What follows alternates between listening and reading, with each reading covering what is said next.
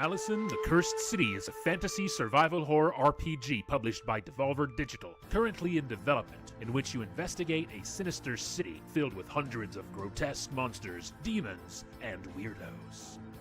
It focuses on exploration and atmosphere. Its main influences are both classic Western RPGs like Baldur's Gate, Japanese RPGs like Final Fantasy, as well as survival horror games such as the Resident Evil and Silent Hill series.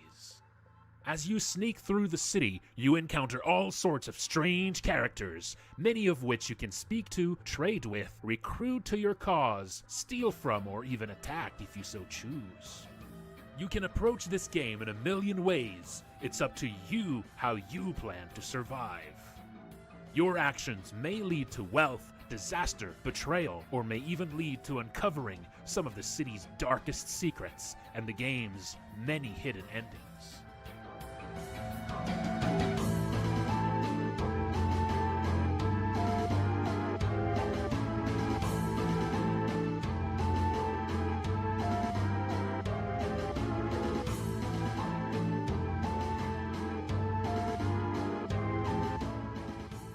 The main character is no powerful hero. You awaken in the city transformed into a weak, frail goblin, and may need to rely on desperate measures for your survival.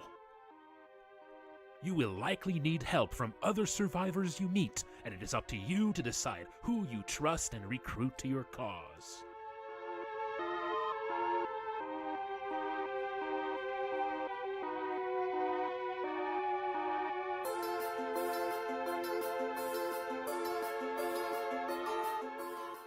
Combat is in a classic turn-based style with a focus on managing scarce resources and building unique strategies by recruiting all sorts of different party members, equipping them, and teaching them new skills. Monsters move closer to you during combat, increasing the threat and tension as they begin using their more devastating attacks. You do not want them too close.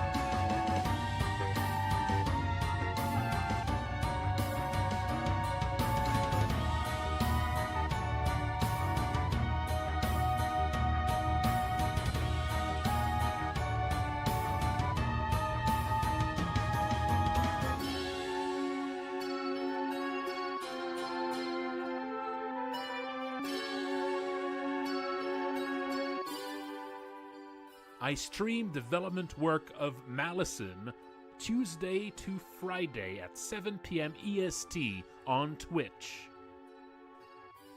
I also have new development update streams on Sunday nights at 8 p.m. EST. There is also a Discord you can join for the game. Check below.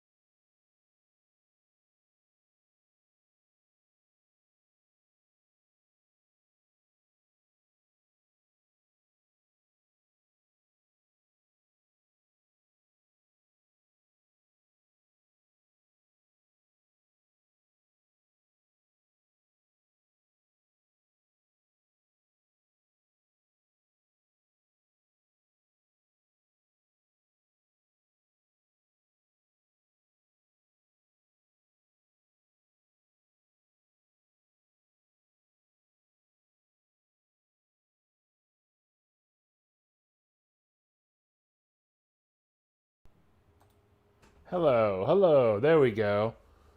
There we go. Yeah, I guess there was a, oh yeah, there was a Windows update.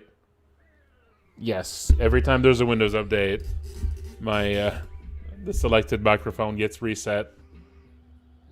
So annoying. There we go. I always forget. Also, I'm realizing this is not actually a scimitar. This is a falchion. I've assigned these to the wrong thing. Yeah, scimitars are a little different from that. Yeah, these are falchions. Well, I can just rename them and then place them somewhere. And make actual,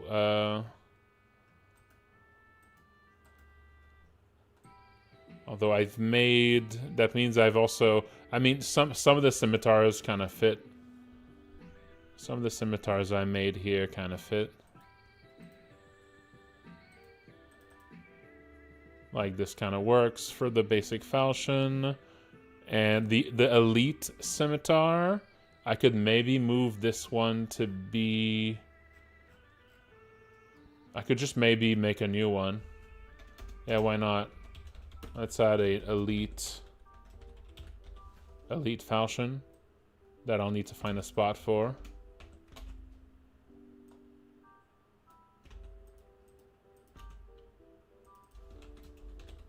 Elite falchion, there we go. And that's just gonna be... That's just gonna have better general stats than the base.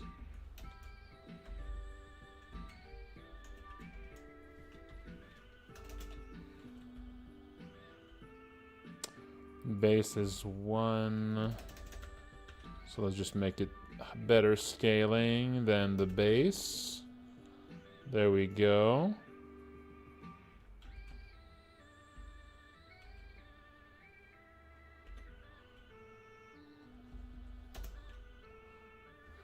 And no wicked scaling. Oh, these are all using...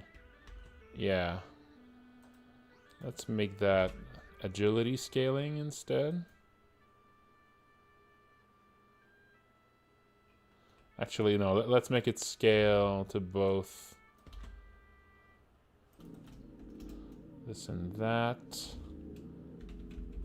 5 and 2. And just a little bit more base scaling for bleeding than the base. There we go.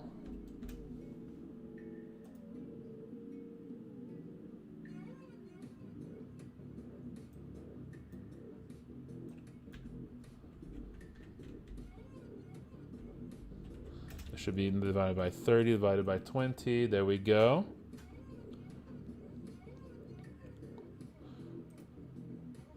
Malison has more range than Look Outside. It's more, you know, it's a fantasy RPG.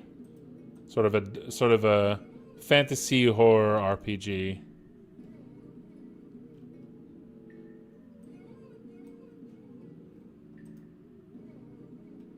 So I would say it goes about as dark as Look Outside does.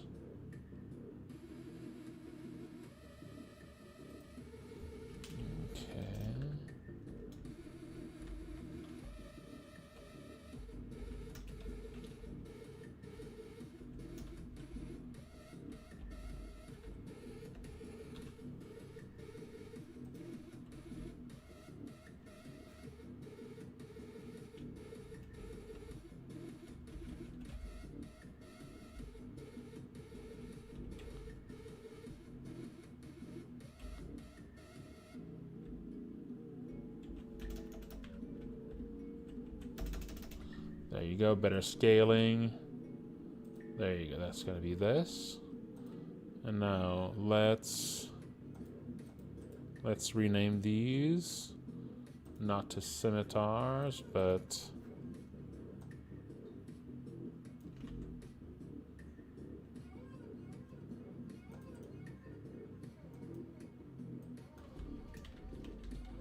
to falchions.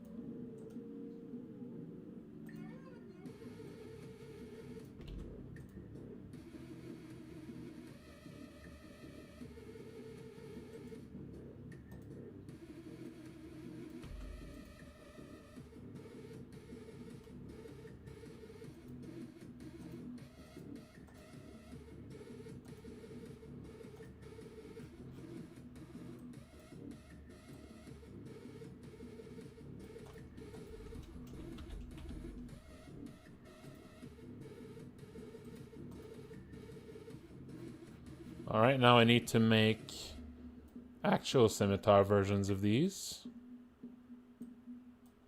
And scimitars, actual scimitars, are just a little different.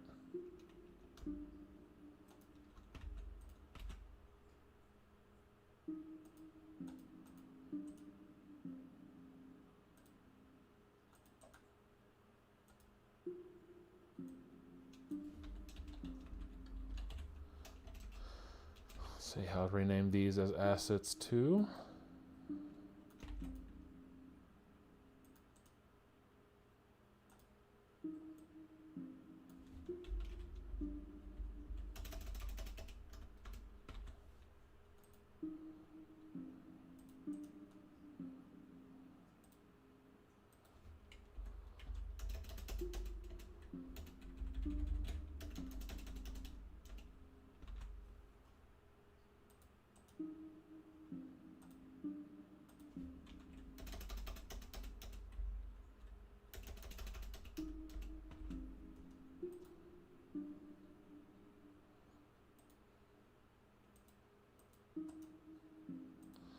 And then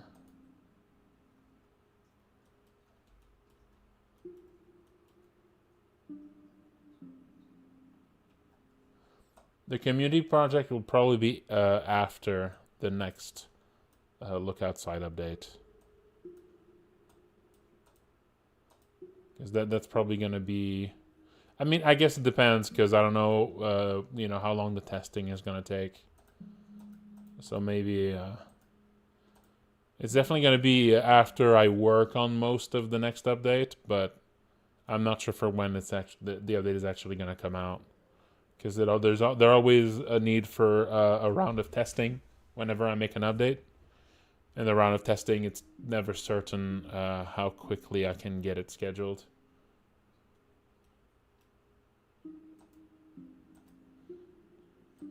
But yeah, I'm sure by this point we probably have quite a selection of bugs. Quite a selection of bugs to fix. Okay, actually, before I step into scimitars and make the proper ones, let's actually do the two missing falchions. Yeah, let's do the two missing falchions. There's the snake eye falchion and the scarlet falchion. So let's start with this one here, or maybe this one, or...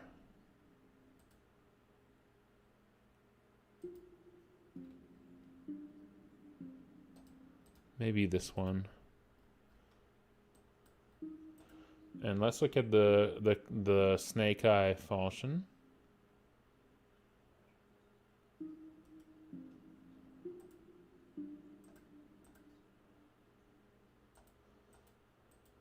This is the snake eye falchion here. That's what it looks like.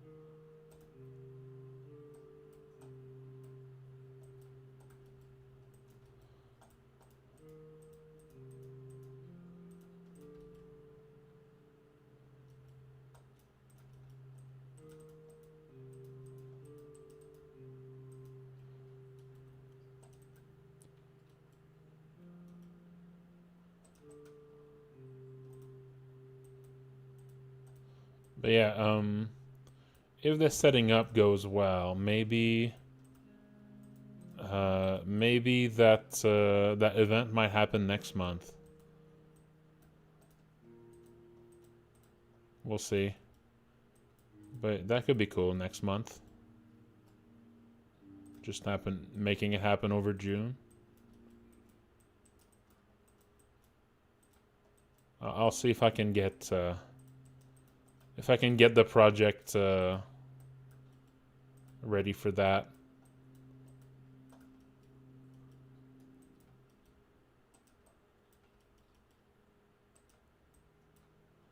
If I can get the project file ready on time, I think that'd be pretty cool.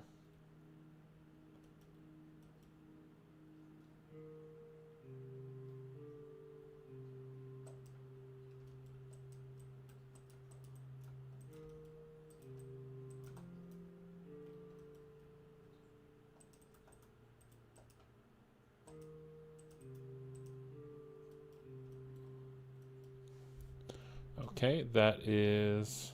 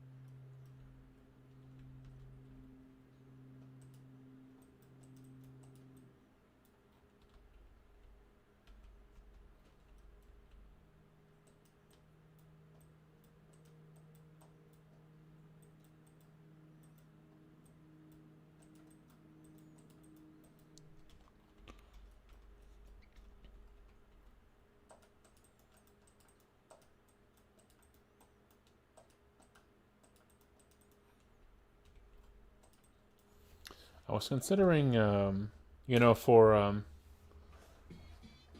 for the Yumaniki thing. That I forget the Discord notification. Hang on, I'll post it. Whoops.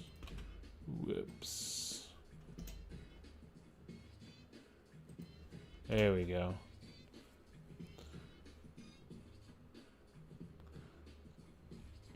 But yeah, I'm considering for the Yuminiki game. There could be like a secondary type of collectible to find. That might be good.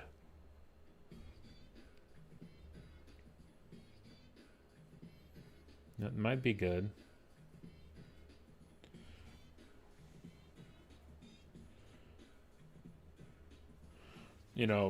Something other than effects. Effects would be a little bit. Effects would generally not be quite as secret. Because we would want people to be able to feasibly find all of them on their own, while the deeper secrets, maybe those would be the kind that a community needs to come together to find a bit.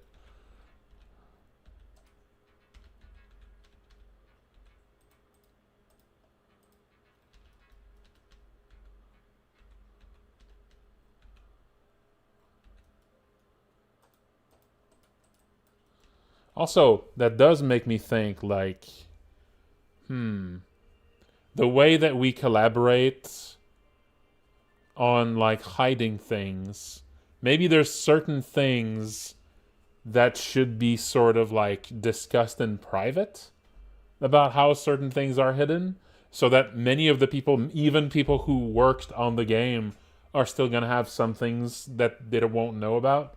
Like, not all of the secrets are going to be out in the open. And so even if you worked on the game, there's going to be a lot for you to actually discover. That could be kind of interesting. So maybe, like, we should keep certain, like, super secret, stuff not actually discussed openly on the Discord, if that makes sense. That might be interesting. Because, this is the kind of game where most of the people playing it are going to be the people who participated on it. Although, since it's tied to this community, that's definitely going to give it a wider audience from the get-go, which is very good. But it's still a very niche type of game, so if we can make it as interesting as possible to the people who actually contributed to it, I think that's a bonus. So yeah, maybe thinking about like keeping certain kinds of talk out of like the public Discord channel, and like especially when it comes to hiding secrets or exactly how you get to certain areas,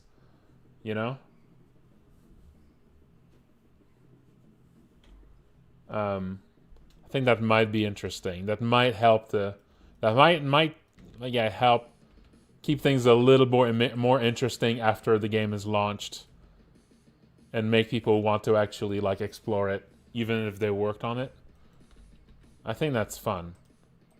I don't know. What do y'all think? Should we talk openly about all the secrets when we collaborate, or should we try to keep certain things out of public discussion to sort of keep secrets active, for individual people who haven't? So basically, like, you're going to know what the secrets for your own area, and maybe for areas that you might have helped others on a little bit, like, closer. But as for the other areas, maybe, like, it could be interesting if you only, like, if you went over the Discord a lot, like, you would have seen a lot of the other areas, but you will only have seen, like, the surface stuff. You won't have seen, like, all the secrets, Or also, maybe also keep in talk about specific areas out of the general chat, sort of, right? Like, the more it gets into the specifics of your area, the more you have to seek it out, at least in the Discord. So you keep that to, like, your forum thread. So that way, at least, people who don't specifically seek out your forum thread will still have that, essentially your entire area to discover for the first time when they play, right? So yeah, maybe that's something. Maybe we should think of it in tiers of specificity. So like when talking about really general design stuff, or when just figuring out the most general part of like your idea, that could be in the general chat of the Discord. But then the more you go into the specifics of your area, the more it moves into like the forums, right? Because then at least only the people specifically interested in the area is going to read about this. And then when it goes to real secrets, maybe that should even be outside of that forum. Or like kept, using spoiler tags at the very least. Yeah. And maybe some of those are like discussed in private. Like maybe planned with me directly, And so that way, there's certain parts that are not at all out in the open, and that people will actually have to find, That could be that could be cool. That might be like a good idea, right? Yeah, I mean, most people are not going to be checking every thread, because there's going to be like potentially 60 threads, right? So there you go. That means if people keep the more specific talk about their areas to the threads, that's going to limit the exposure of like the general, that's going to limit the general exposure to like, I guess, the spoilers for your area. No, I'm not watching the hockey match. I'm not particularly interested in hockey. Although I was taking a walk earlier and I noticed some people playing like the radio broadcast about it, like loud on a car. So I guess there must be an important match right now.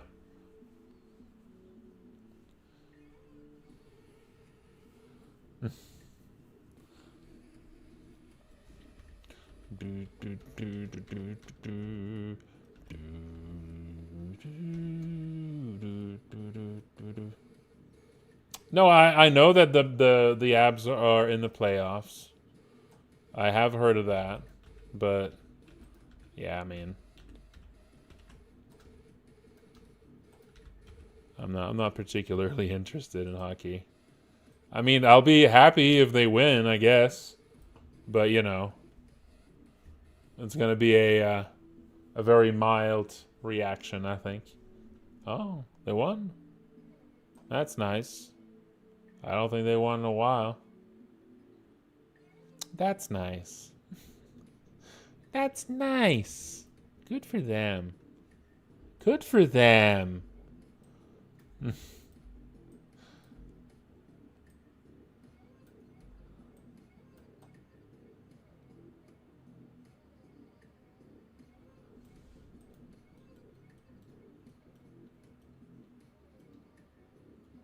I am a Nuclear Throne soundtrack enjoyer, very much so. I quite like the Nuclear Throne soundtrack. I could put it on after.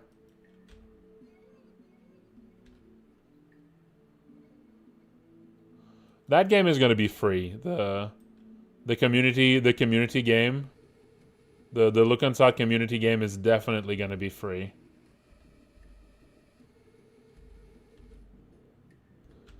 Making that game like paid would be a nightmare.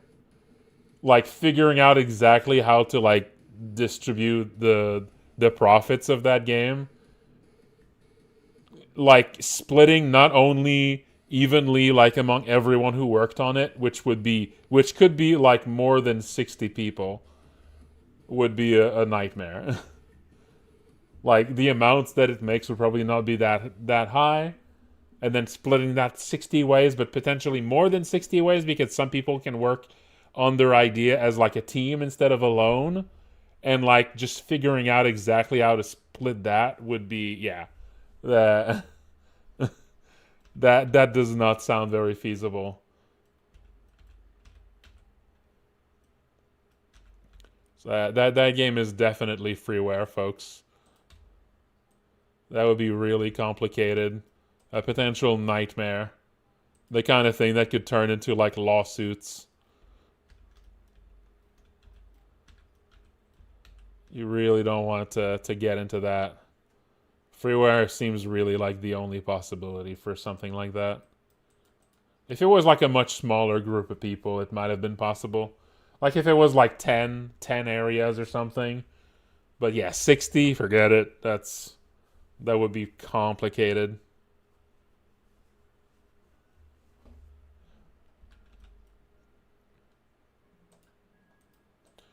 I mean, I'm sure some people could pull it off. Like people who really know how to organize that shit, but like I'm a beginner at that kind of thing. That's definitely beyond my ability to organize a payment structure for that. Is the kind of thing where like it's very possible that like the fees for paying people, like the bank or PayPal fees or whatever, would actually cost more, would actually be more money than the actual amounts paid. Yeah. Like there's just so many ways that could go wrong.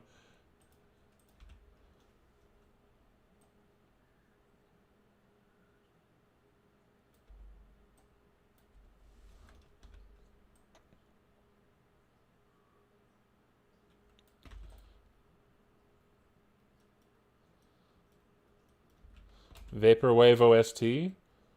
Does that mean people like basically took?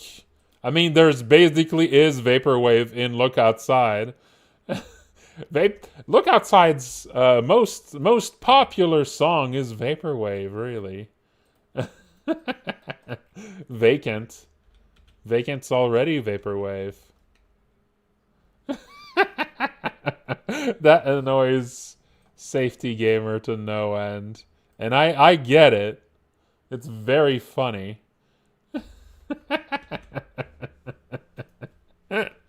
It's legitimate Vaporwave. Listen.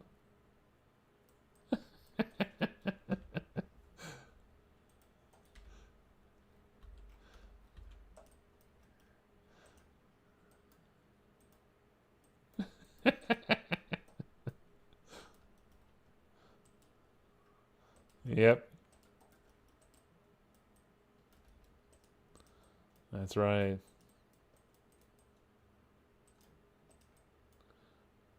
You know, here's the funniest thing.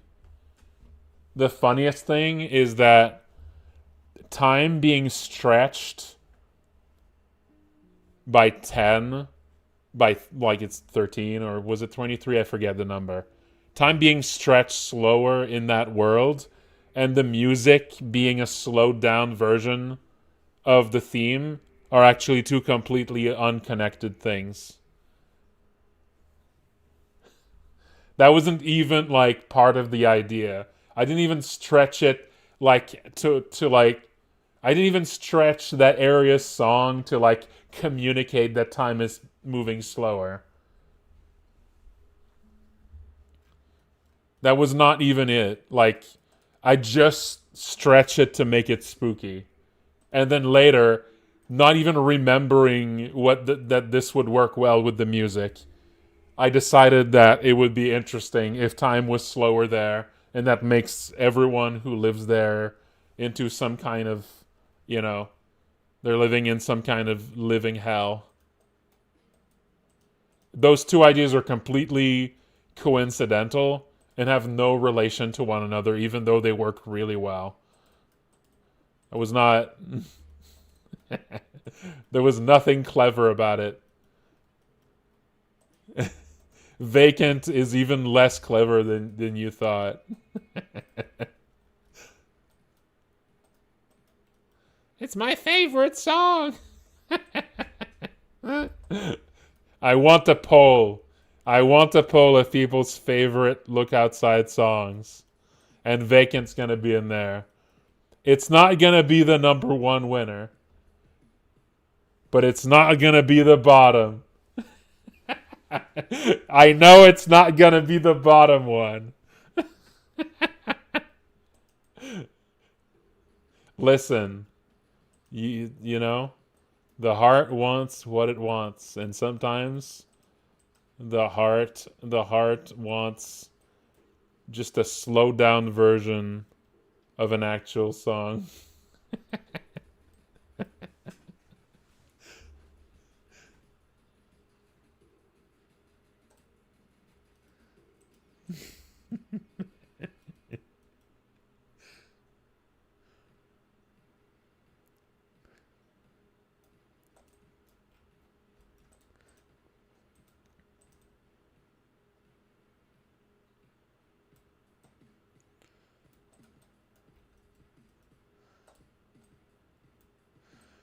It reminds me of you remember how Ulalilia had has you know, sections of his website all about like some of his favorite songs, but he also rates them separately on how like on different speeds, right? So like, oh, there's this song that I really like, but I especially like it sped up 400x.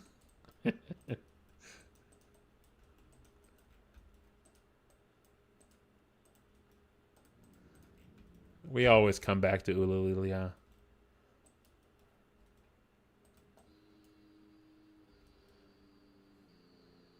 Yep.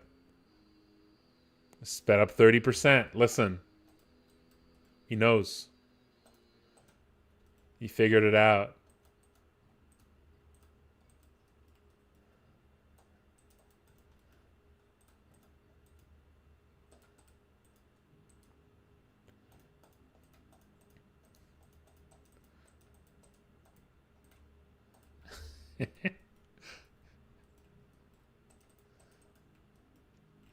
We need reviews to take into account the potential for the sped up or slowed down versions of the same albums.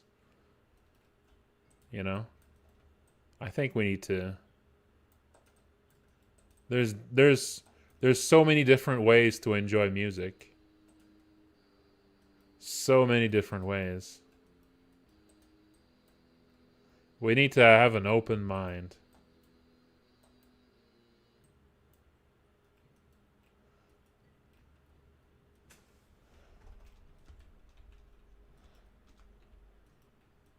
That's right.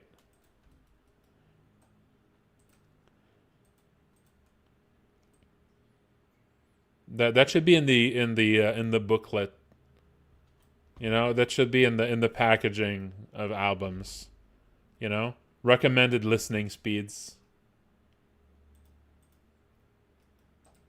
And there's a there's a whole boot. It's a very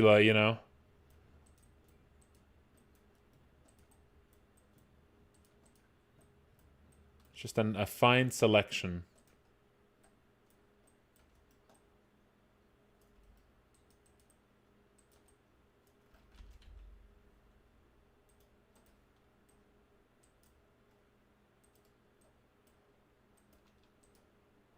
Play it your way.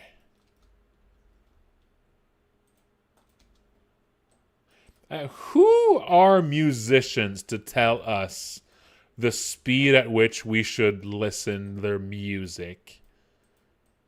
Who do they think they are?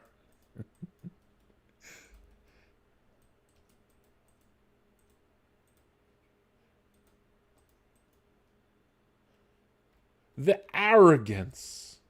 The arrogance of musicians thinking they know.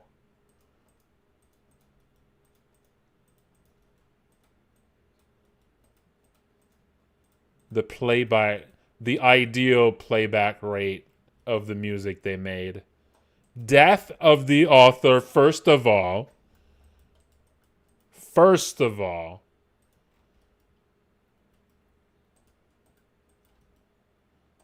First of all.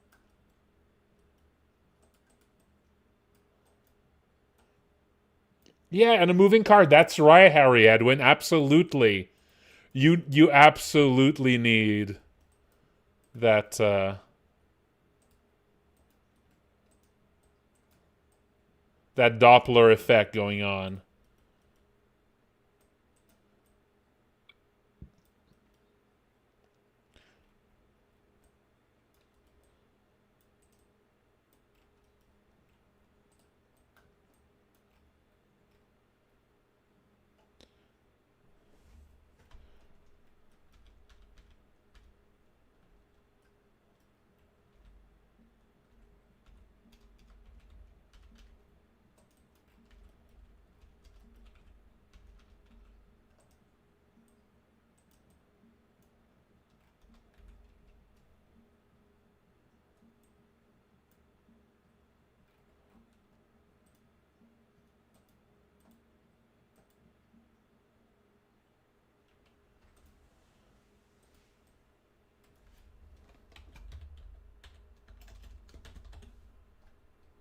The Snake Eye Falchion. There we go. Let's import it.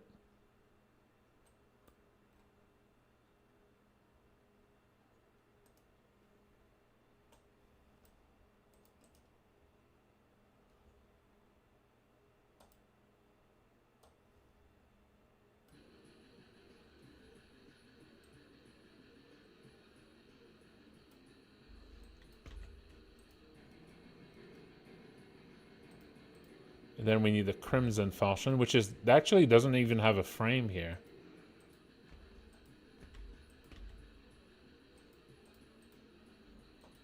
I'm noticing I don't even have a frame for the Scarlet Falchion here.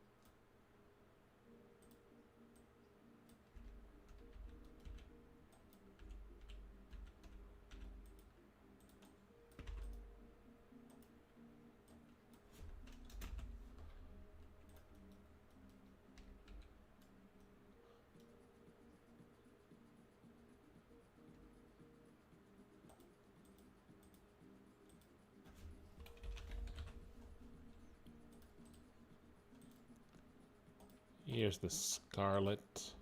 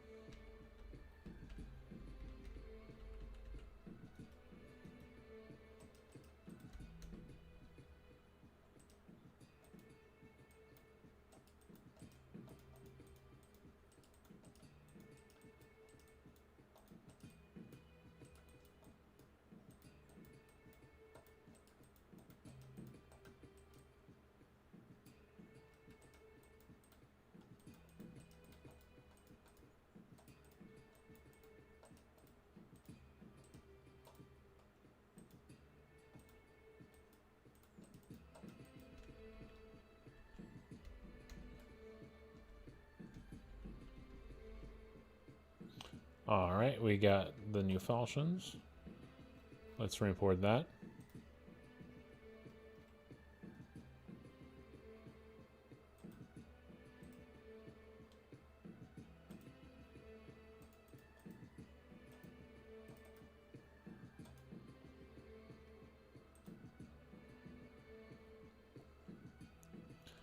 Yes, that might be an attack some weapons get.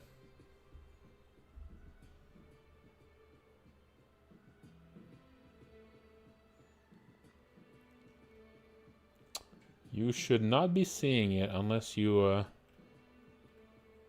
you got some synesthesia going on.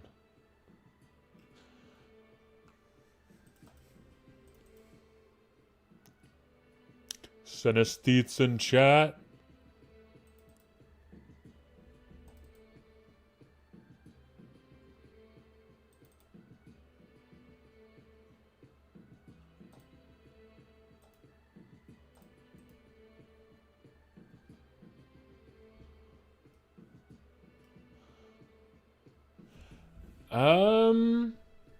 I mean, like it should all be original music. I might do some streams showing like how to make, like room tones and atmospheric tracks and stuff.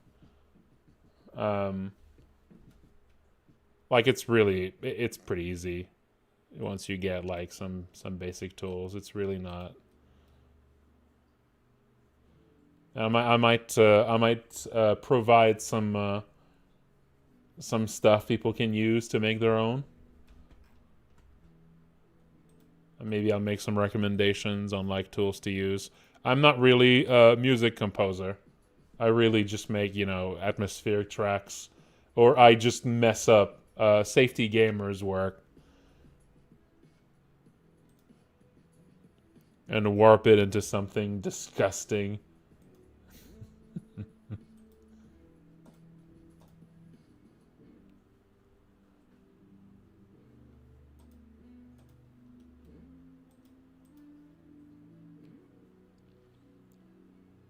Yep, I was born a game dev. Right out of the womb with a computer. It's true.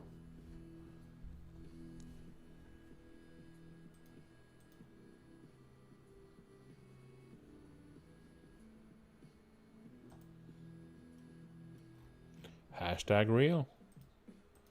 Hashtag legit.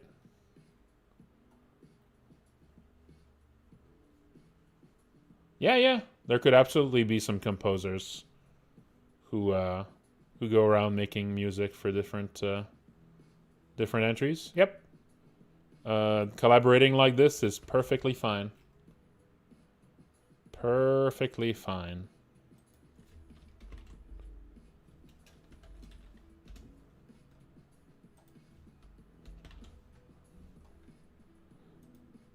So I'm still not entirely sure if I want to be providing like what kind of art assets I would want to provide as like default assets.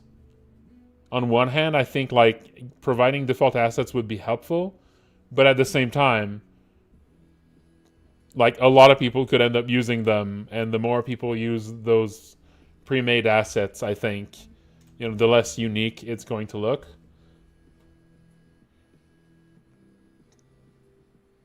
So I don't know. I kind of hesitate a bit. I'm not sure what would be the most helpful. Like ideally we end up with something that's simple and that can be used that can be used like occasionally for little bits here and there, but that isn't so useful that people just default to using that instead of trying to make their own stuff, maybe stuff that's easy to modify, stuff that's easy to take and then turn into what you want, some very basic geometry, very basic stuff. In my mind, it would be stuff that's like examples of what you should do, so you know how to arrange the tiles and how to use them. And you can kind of see like how they work together, and you can experiment with them a little bit. To me, that would be the ideal.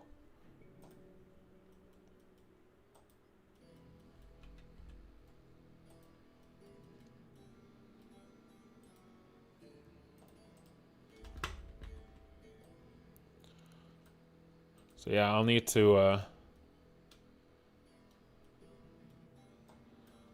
to be careful and not provide too much, because the more I give, the more it's likely people will just rely on that instead of making their own stuff. So that would be very counterproductive.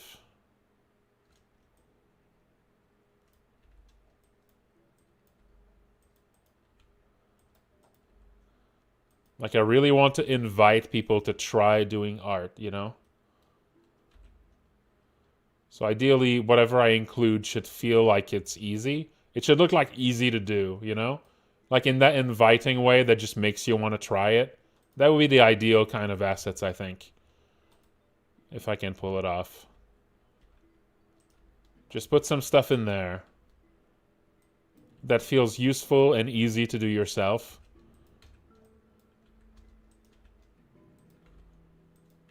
And makes people want to just like pick it up and mess with it.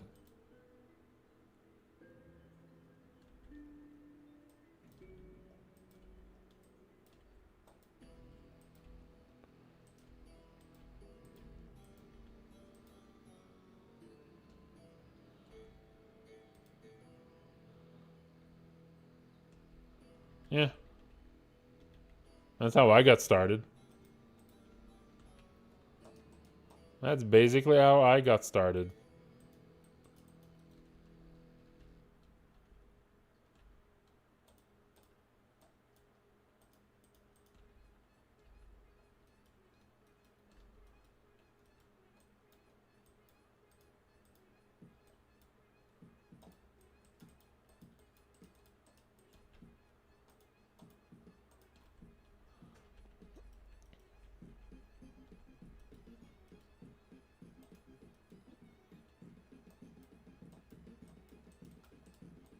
Maybe I could do some streams showing the process of picking up one of these provided sprite sheets and just customizing it into something that could be useful. That could maybe inspire people to do something similar. Just showing an example of the process.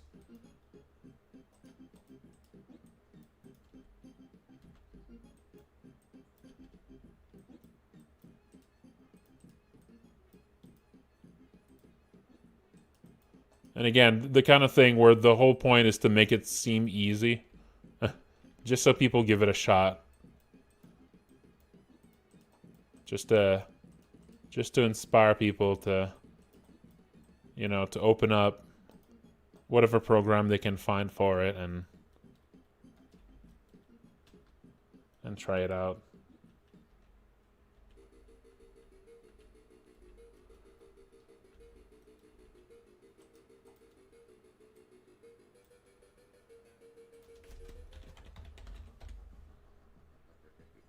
I like this one. That's a good song. For a very intense bit, too.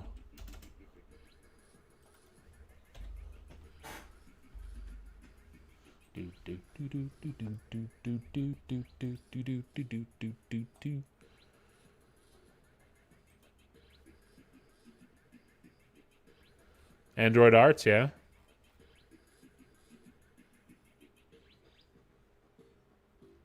Yeah?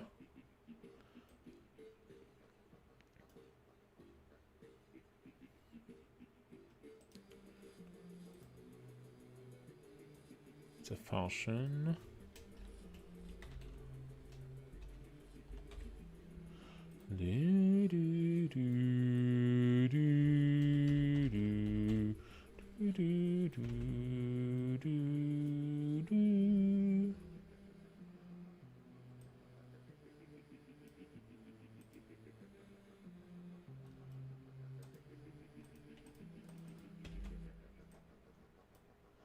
All right, we got all the functions.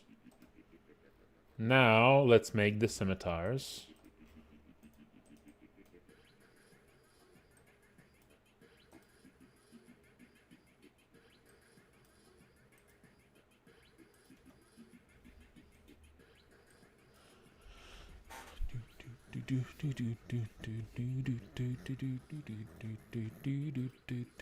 So to turn this into an actual scimitar, it's not too tough. Basically just need to do this.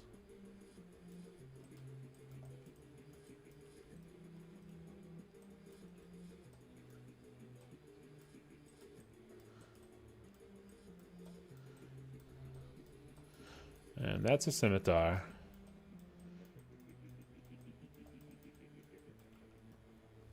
It should probably be a little bit longer as well.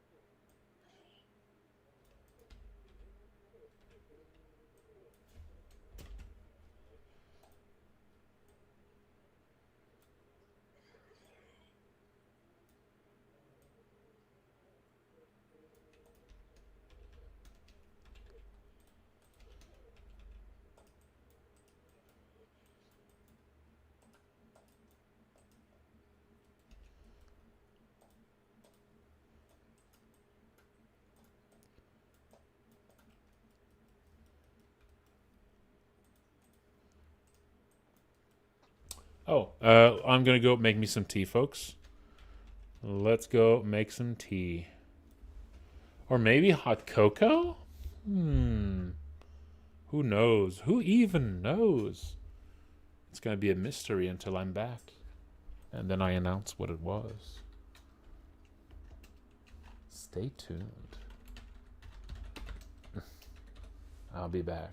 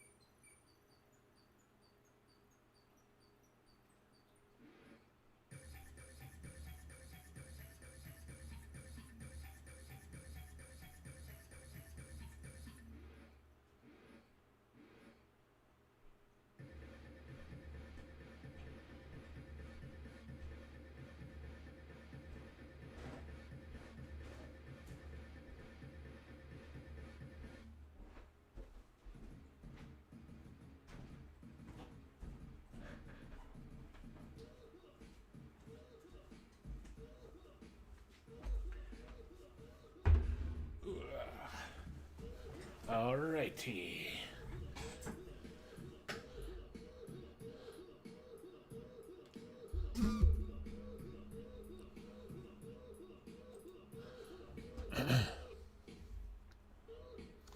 Oh, actually, when I do a tutorial, or when I show how to like modify some stuff, maybe I should use graphics scale there.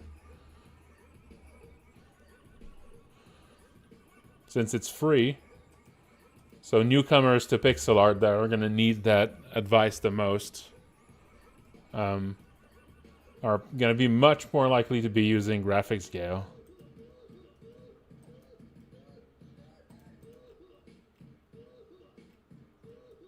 So that might be a good idea. I do have a graphics scale. I don't use it as much. But it used to be my the main program I used.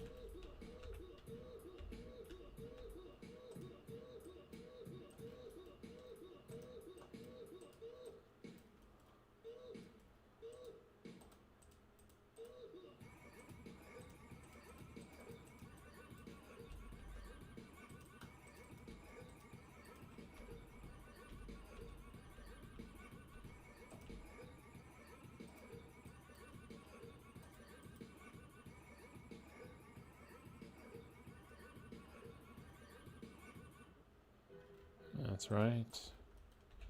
I should look into if there's a way for me to do that same quick export script that I made for Sprite. If there's any way to implement something like this for graphics scale too.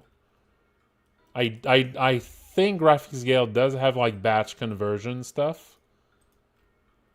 But I don't know if I can just run a Lua script in graphics scale.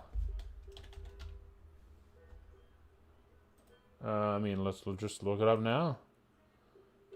Anyway, yeah, there's batch conversion. I don't think...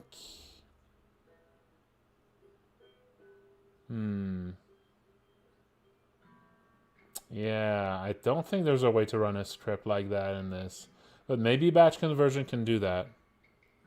Yeah, maybe there's something... Maybe I can...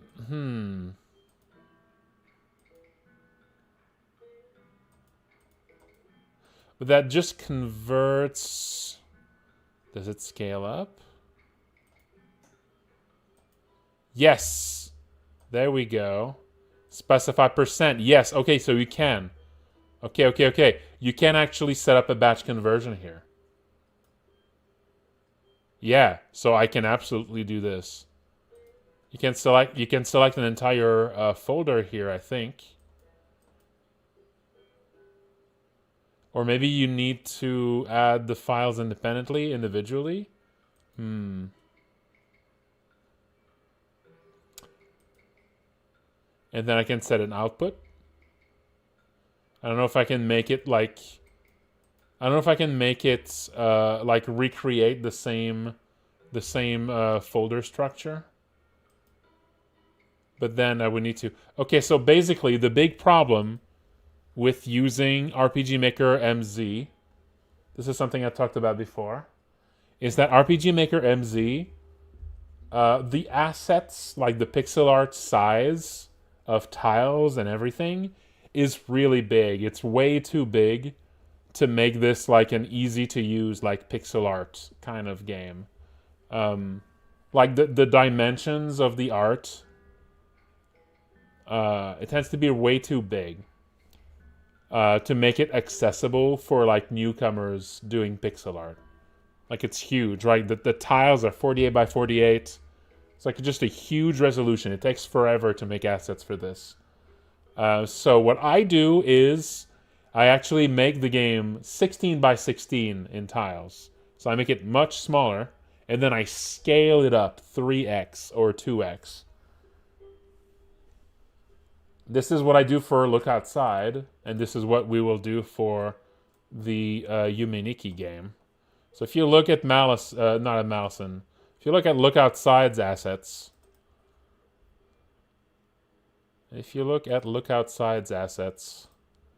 go into like image here, look into like some random enemy here, like I don't know, Frozen.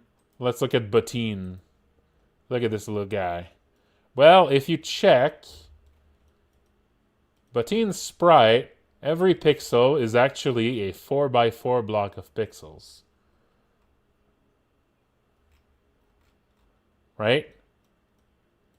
So normally, because of the dimensions, because of the normal dimensions of RPG Maker, creating a monster of this size on the screen would need 4 times more detail, right? But instead, I cut it down way, way smaller, and then I scale it all up.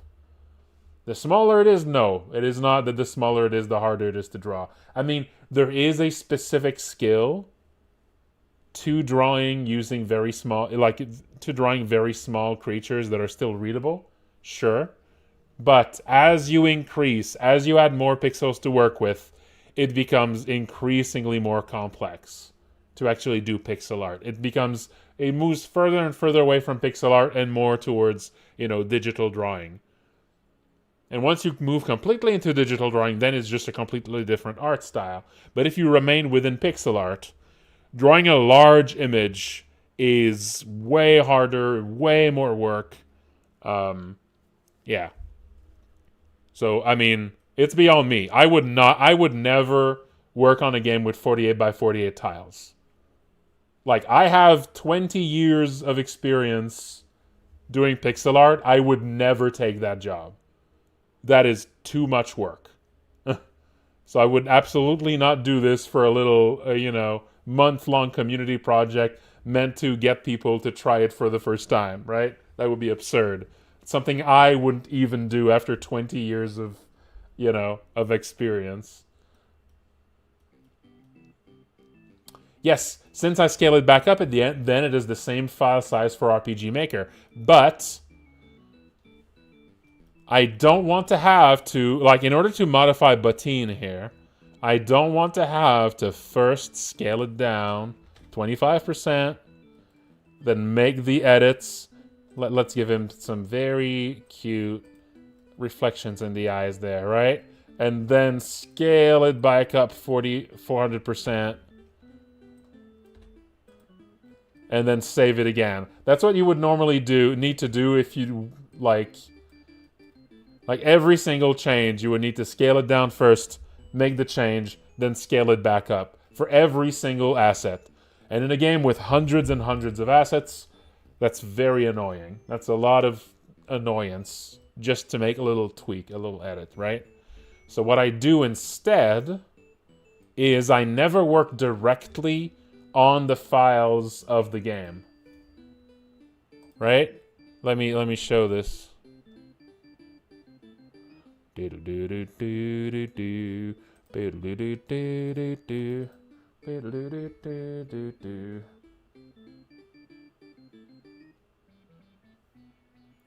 So, in order to not have to scale it down, make an edit, then scale it back up, is the size not equal to the actual pixels that are on screen? Well, I mean, that's what I showed here. I'm not sure what you're saying with that question exactly.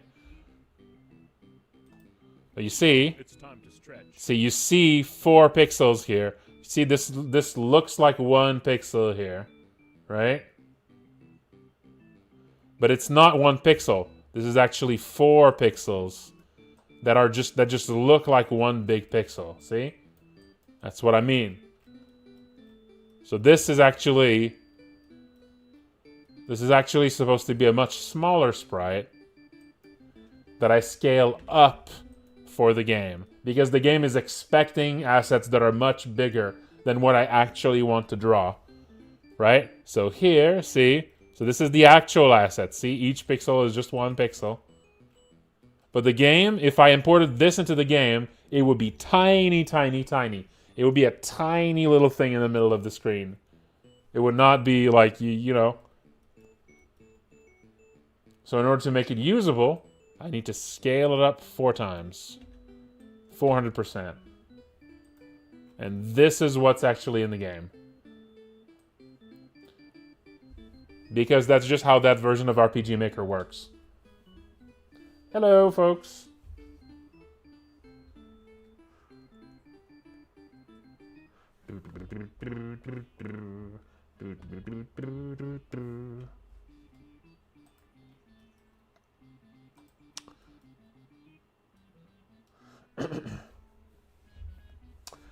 Well, sure. I mean, there might be ways to scale everything up. The actually RPG Maker itself is supposed to have something to scale things up, but it works really incoherently. It only scales certain things up, and some other things are just like grouped together, but then like kept at the same actual size, and it just doesn't really, just doesn't really work.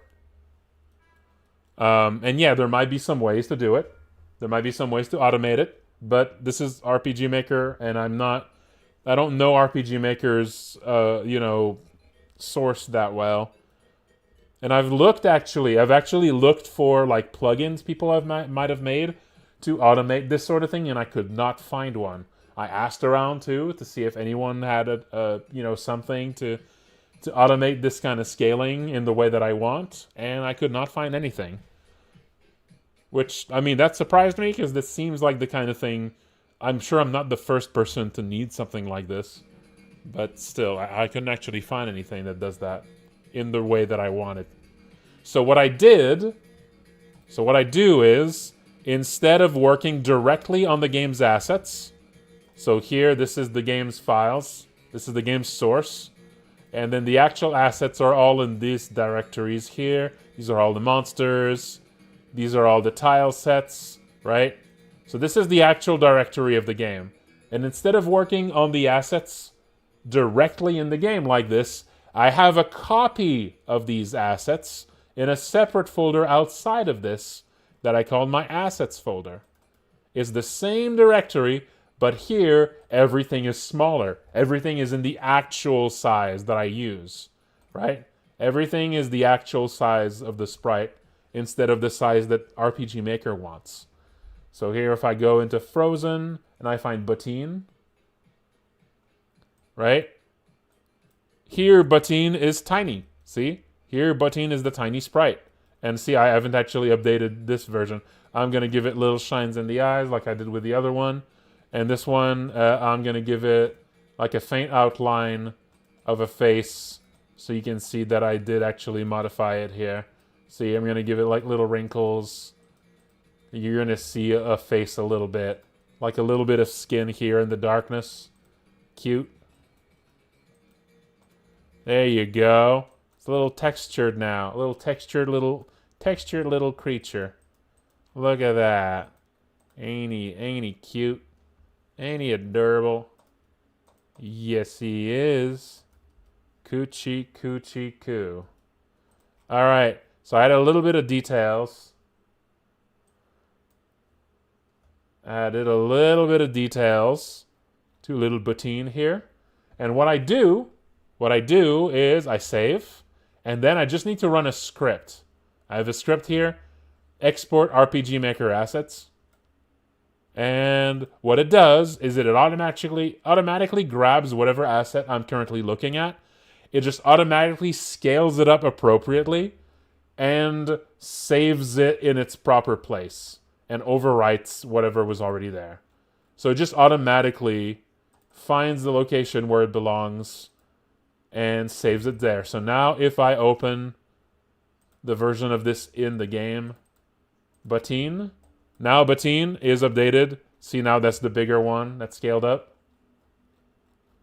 Right? With the little skin ripples that I just added. Right?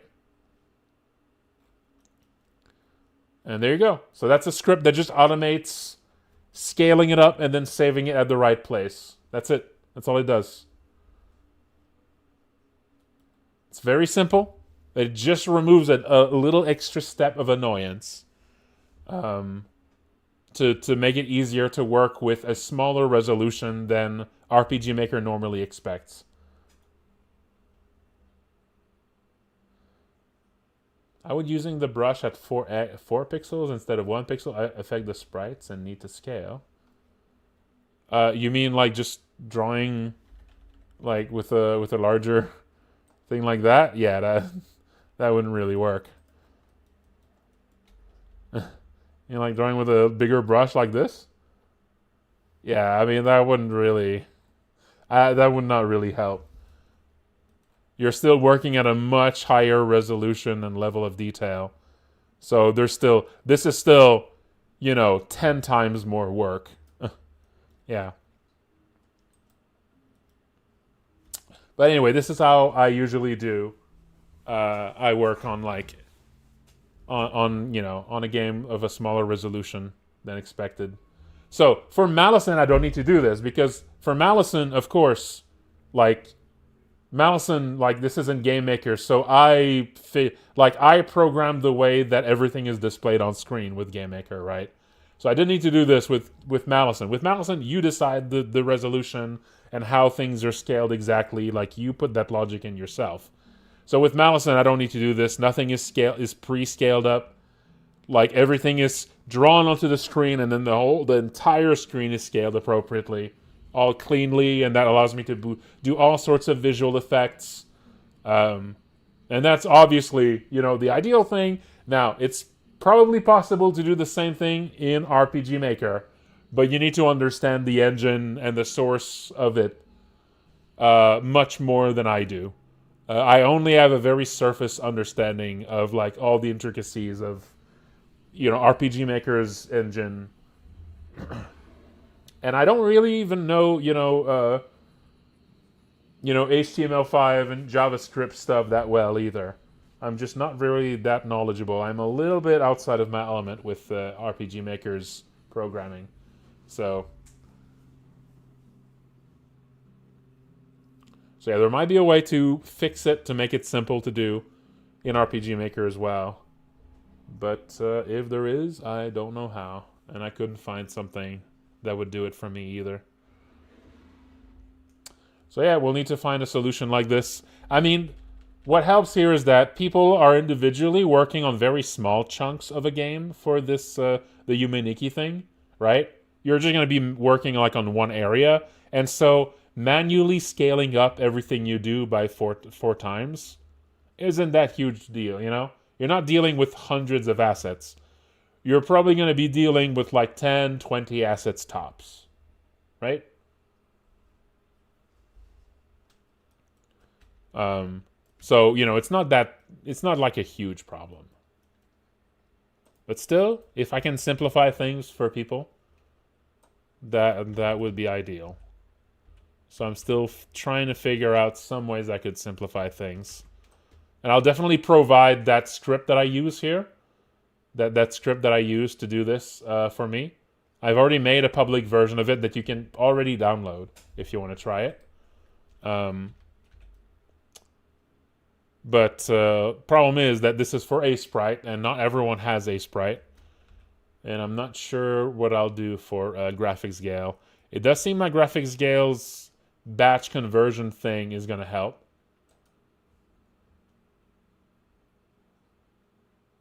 You can compile Sprite for free, that's true. But, I mean, the whole point is to help people who are not necessarily very technically proficient here. So that would probably be a big ask for a lot of them.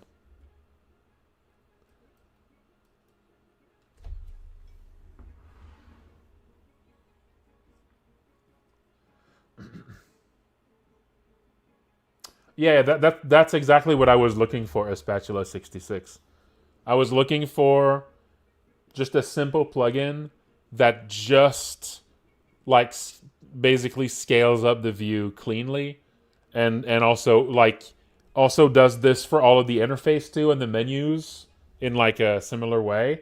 And I just couldn't find exactly the right thing.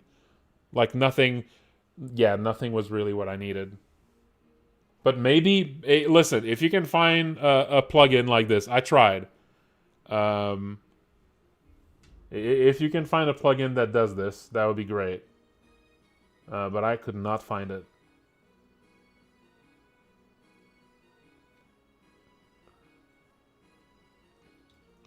But yeah, hey, if anyone can find a plugin like this that's going to simplify that further for the purpose of this project, that would be amazing. Because that would really simplify the process for anyone trying to make assets.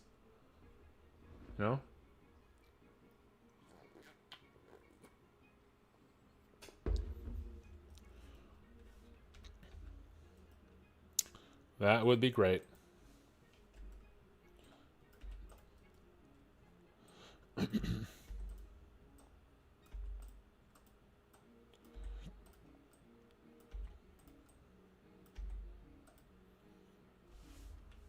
a little longer like this.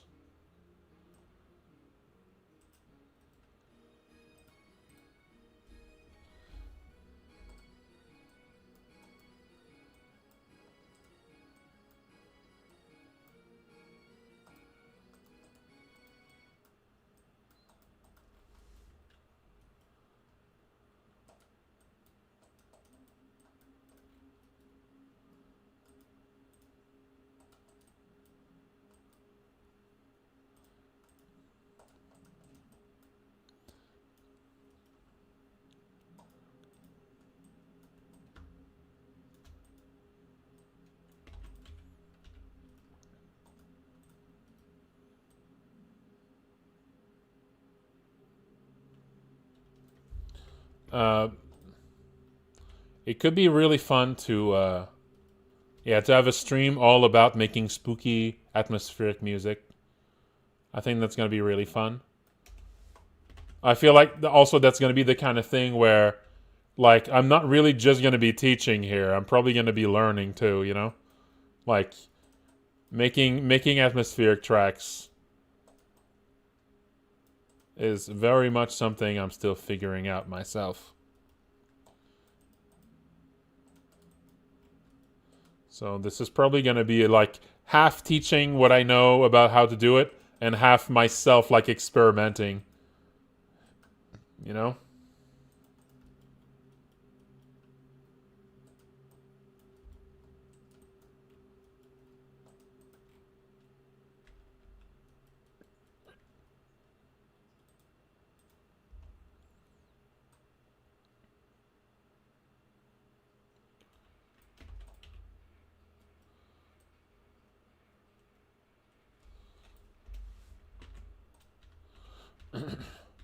I know how to make, room tone. And just the most basic. Yeah, that could be really fun, actually. Maybe we could do multiple streams on that. Maybe we could listen to, like, spooky tunes.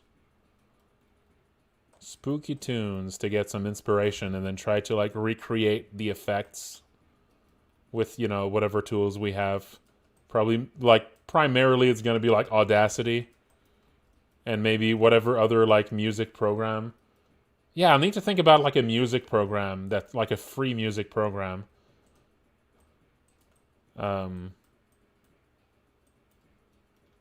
maybe something like Fruity Loops, but, like, is there, like, a free alternative to Fruity Loops? What's, like, the best free alternative to Fruity Loops? Something that has a few synths in it.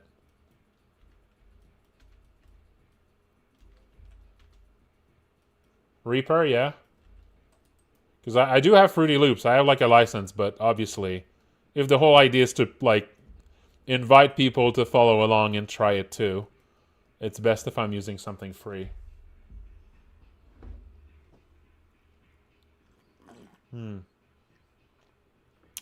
Pigstone? Pigstone? Like PX Stone? Or is it something different? Yeah, PX Stone, that's actually the Cave Story creator's own music tracker. But that feels a little complicated to use. That feels like it might be a little complicated to use.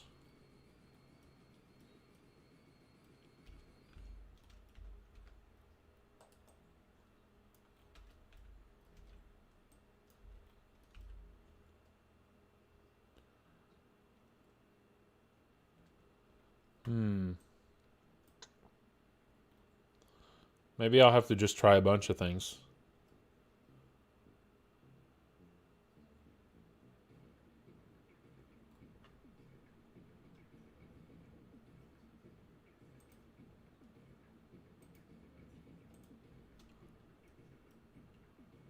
Family Studio, yeah.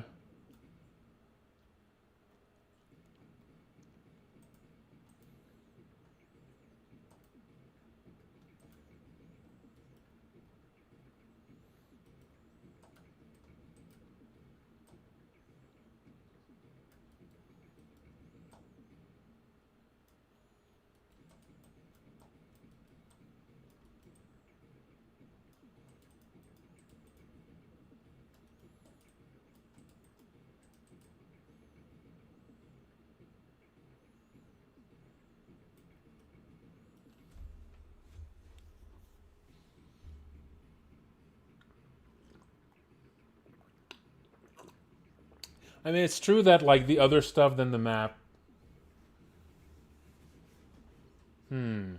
It's true that the other stuff than the map. So one worry here would be that if it zooms in, it might actually zoom in the interface and the text boxes in the bad way, right? Like it actually zooms it in, like it zooms like the entire view, including the display, and that could be really bad because then that's all like placed wrong.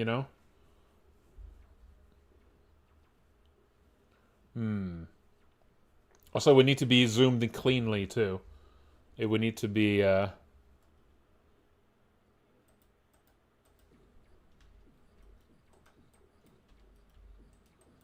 would need to be a clean zoom that doesn't smooth nearest neighbor style.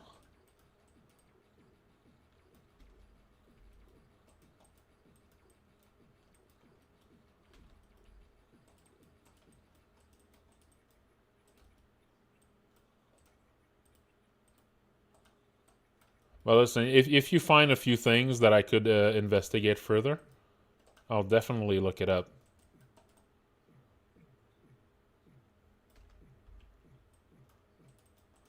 So yeah, anything we can do to make this easier to implement. Because the easier it is to implement, the less I'm gonna need to be helping out.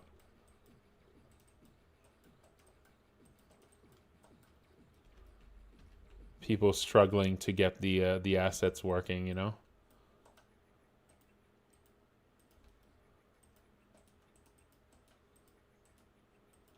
If it can literally just be that they put in the assets and don't have to think about anything more, that would be perfect.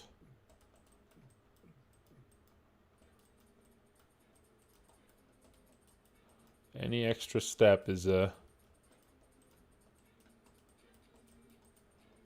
potential stumbling block.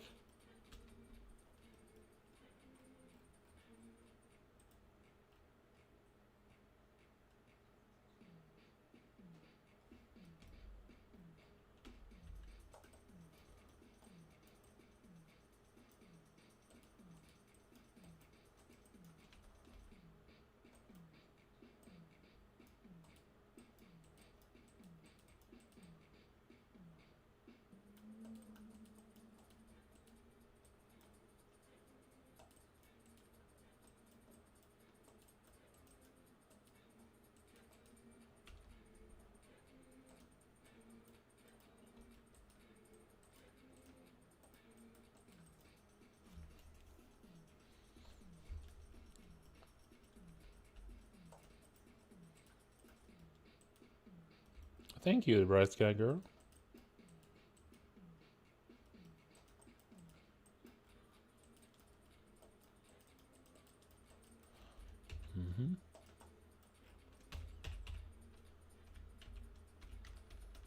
Okay, that rotates. Now this one.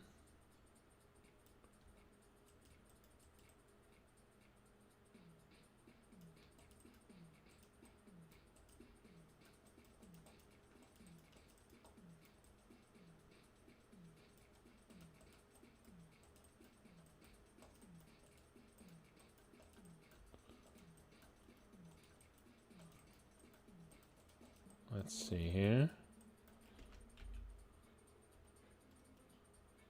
It doesn't blur stuff? That's good. Yeah, I'll look it up. Yeah, that could be good. If that can fix that problem, that could be excellent.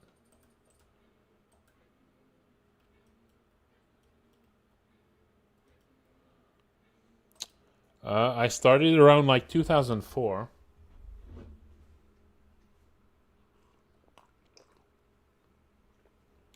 Yeah, around 2004 is when I started. It wasn't like professional at first. It was just like a hobby. It was really just play. When you start something that young.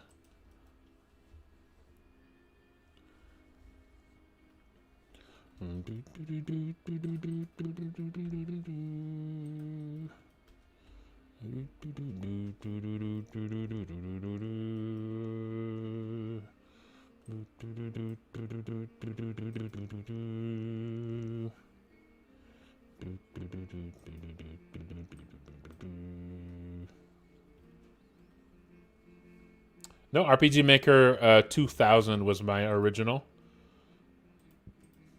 That's right, the one.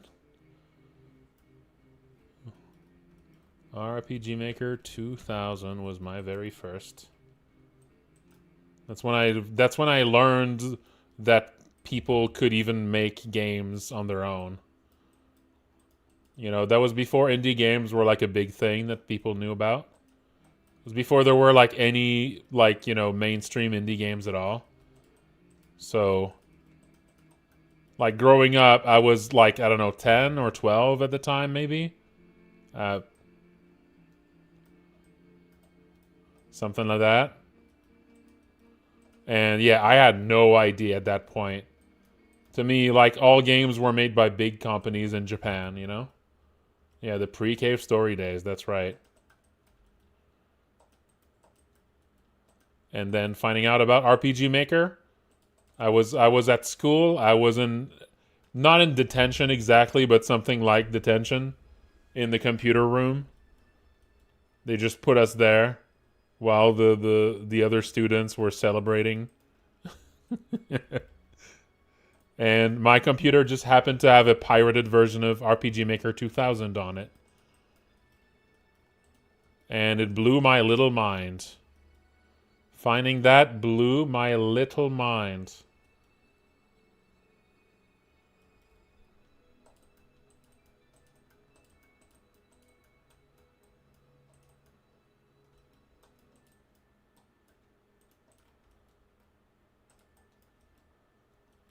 That was crazy. And that very night, I went to I went online to figure out how to get that program for myself. And then that's how I found gamingworld.net, which was my very first little game development community. I didn't speak a damn word of English at the time, or at least I had I had a very low understanding of English at the time.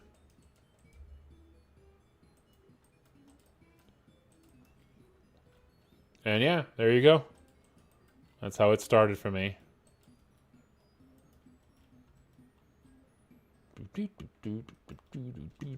And yes, it was absolutely... Going to detention absolutely is what led me to making video games. That is not a lie. It's absolutely true. Well, it wasn't detention. What it actually was is a long, boring story to explain. Detention is, you know, is the more concise way to explain it.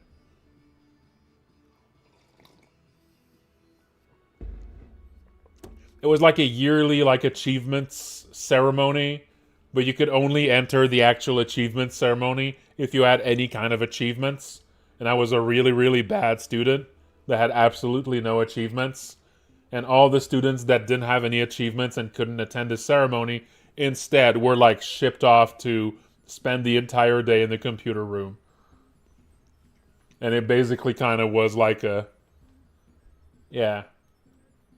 It basically was like a kind of detention for all the bad students, while everyone else was in the theater. That's right, the digital gulag. A fate worse than death.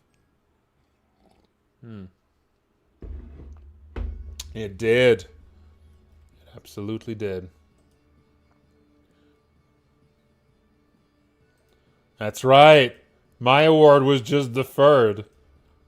I mean, it's still being deferred. I still haven't actually received it. Believe it or not. Still haven't actually received mine.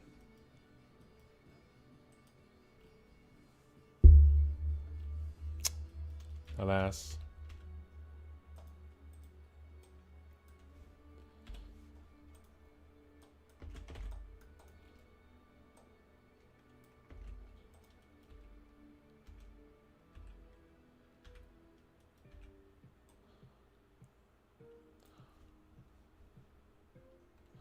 This is my favorite song on this soundtrack.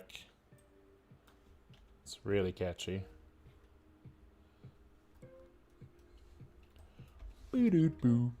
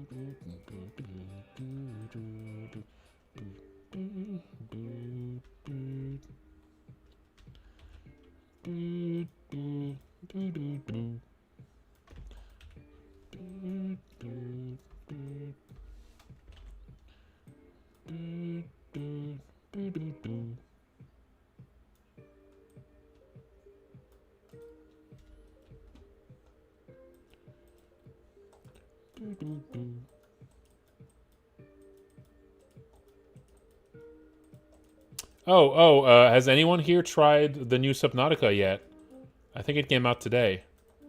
I'm really excited to try it. I love Subnautica 1. That's one of the rare exploration games that feel like it actually delivered.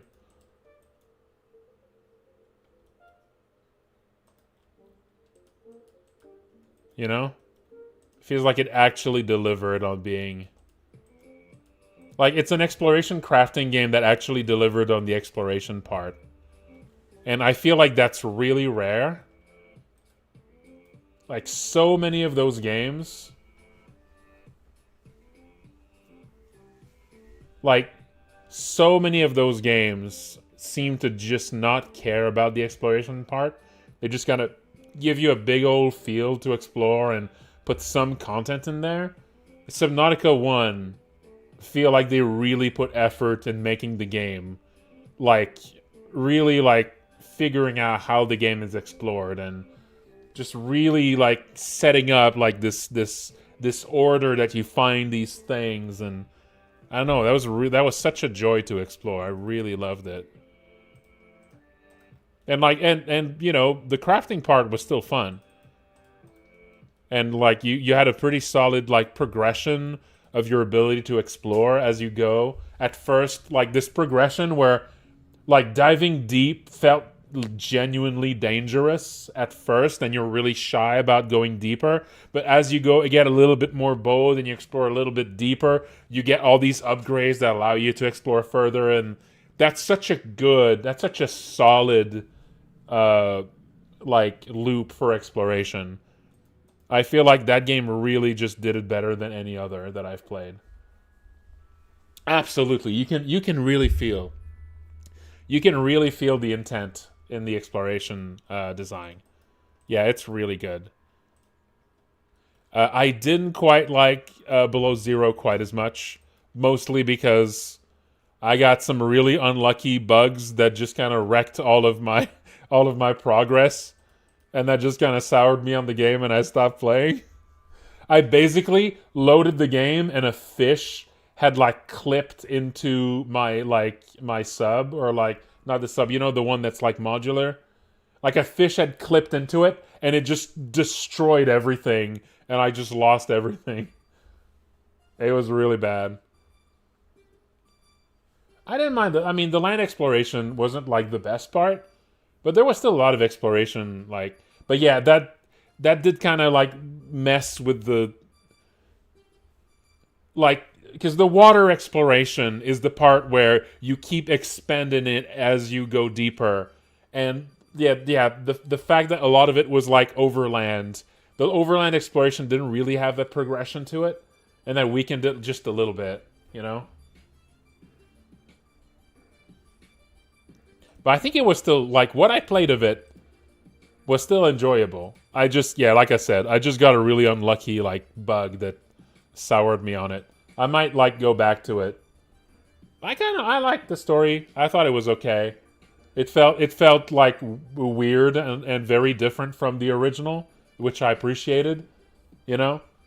I was kind of, before playing it, I was a little bit afraid that it would just be a rehash of the original. But it was actually leaning into being much more story-oriented. Instead of having the story like as a side thing. And I don't think that fits the formula as well, but I appreciated that it was just going for something completely different. And I think that in itself made it stronger for like a side game especially. Like I think that made sense to try to go for something that was a big lateral shift instead of just trying to do the same thing again. I think that made sense. I think that was a smart move. But people didn't really appreciate it though. So maybe it wasn't actually a smart move. I think it's maybe because like people wanted a sequel. And Below Zero was like not a sequel. It was like, you know, almost like an expansion. And I think that creative decision made sense for that kind of thing. Like a side game like this. Like for a side game, you kind of want to make something different instead of just doing the same thing but upping the ante. I feel like doing that again for Subnautica 2 would be a mistake. For Subnautica 2, you do want to make it something similar but more and better. But for a side game, I think it makes sense to just go for like, okay, let's focus on a story instead and let's really dig in. And have the main character have like a personality and dialogue and stuff. I think that made sense. I think that was okay. Yeah, really what stopped me playing was, like I said, just that glitch that just completely threw my game off.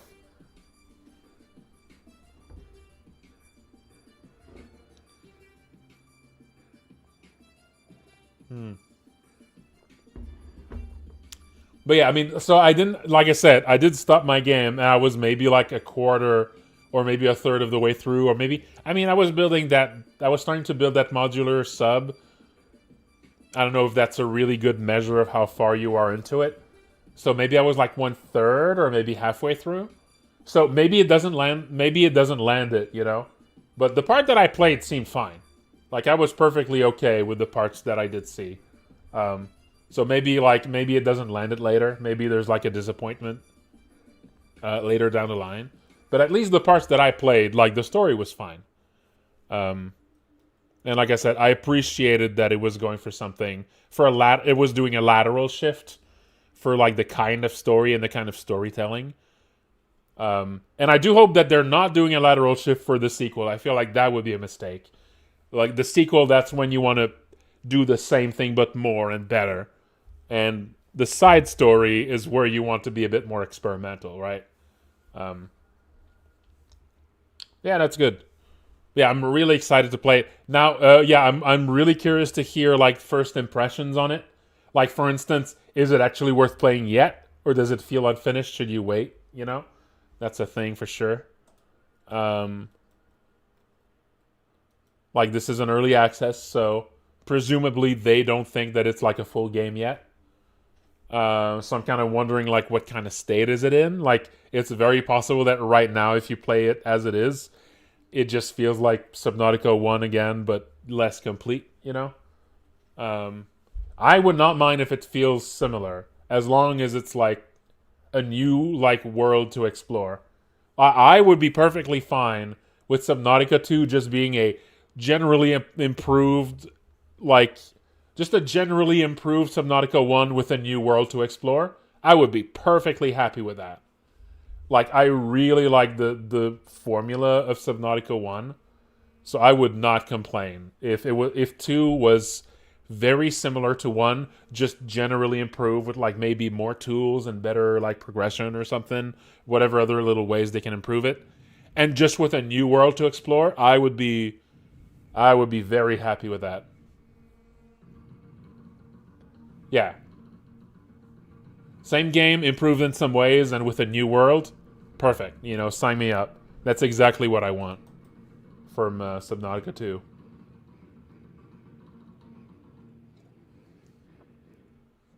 $20 of stuff.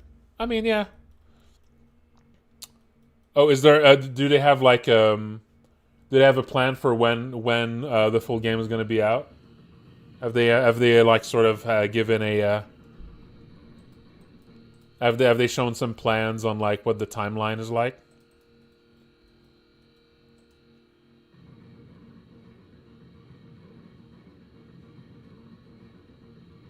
Mm-hmm.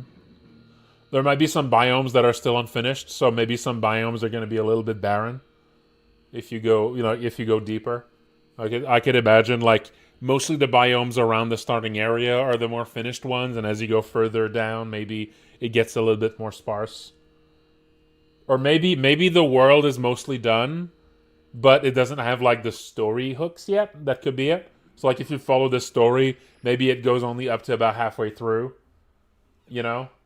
But the world might be closer to finished, or, stuff like that. Hmm.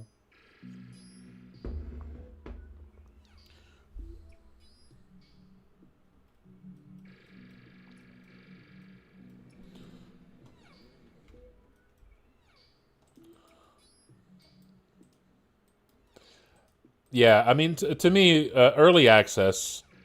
There's certain games that to me early access fit really well.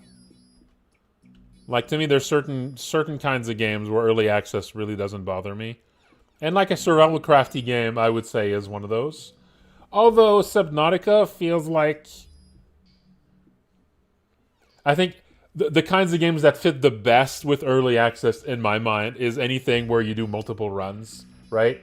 So like, like a roguelike is perfect for early access to my mind, or any roguelike-ish sort of thing. To me, those are like a natural fit because even if it's not finished, you can still do runs and they still feels like a full game, right? And like survival crafty games are not quite as appropriate for it as like roguelikes, but they're close because you still kind of do multiple runs, but your runs tend to be longer, right? So, starting over does feel like, it hurts a little bit more on a survival crafty game. But yeah, maybe I'll wait a little bit before playing it. I mean, I am pretty busy anyway with a lot of stuff, so I'm not exactly hurting for something to do right now, But I am very curious. I am very curious about that game.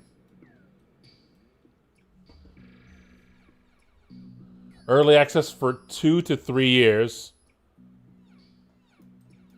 So it's a pretty long development road. So do they detail exactly what is sort of unfinished?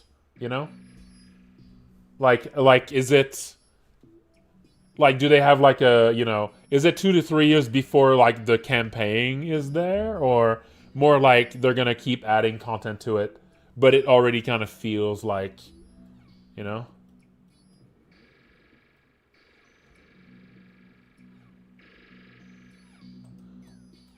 But yeah, same formula to me is perfectly fine.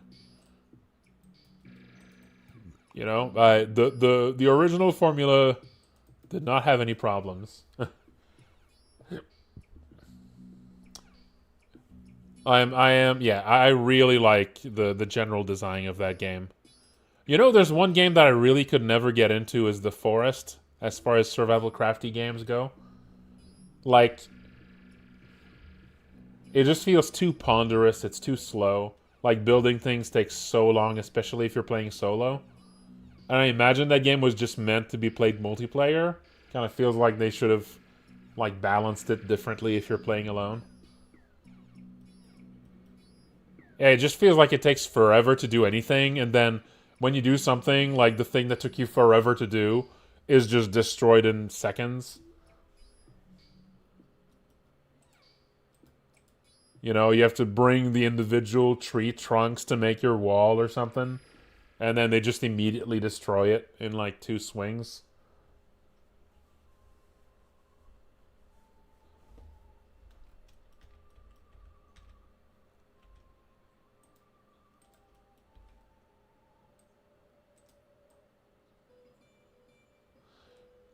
I really like Valheim, and I think isn't it coming? Isn't it like fully coming out soon? So I last time I played it was maybe 2 years ago. It was before they introduced like magic. I think they've like introduced like accessories that give you magic and stuff since. And I haven't played that part yet. One of the big things that stopped me with Valheim is crashes. I kept getting this one really frustrating crash where like if you enter the swamp biome, sometimes the game just dies.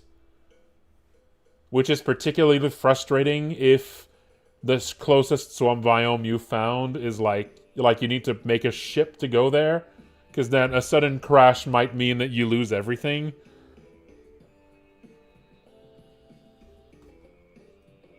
And it's the kind of thing where like after you get a crash like this, you might want to like cheat to like undo the damage that the crash has done, but that opens the that like breaks the ice that you've now cheated, and now it kind of kills the suspense of the entire game. And that just kind of ruins it for me. And so last time I stopped playing was basically because of this, like a crash. A crash basically forced me to use cheats to repair the damage. And then, like, because I had used cheats, the game was, like, ruined. You know? So I just stopped playing because it's like, well, I guess nothing matters because I used cheats. And then I stopped playing. Yeah. I mean, you know. But I had a lot of fun until that point.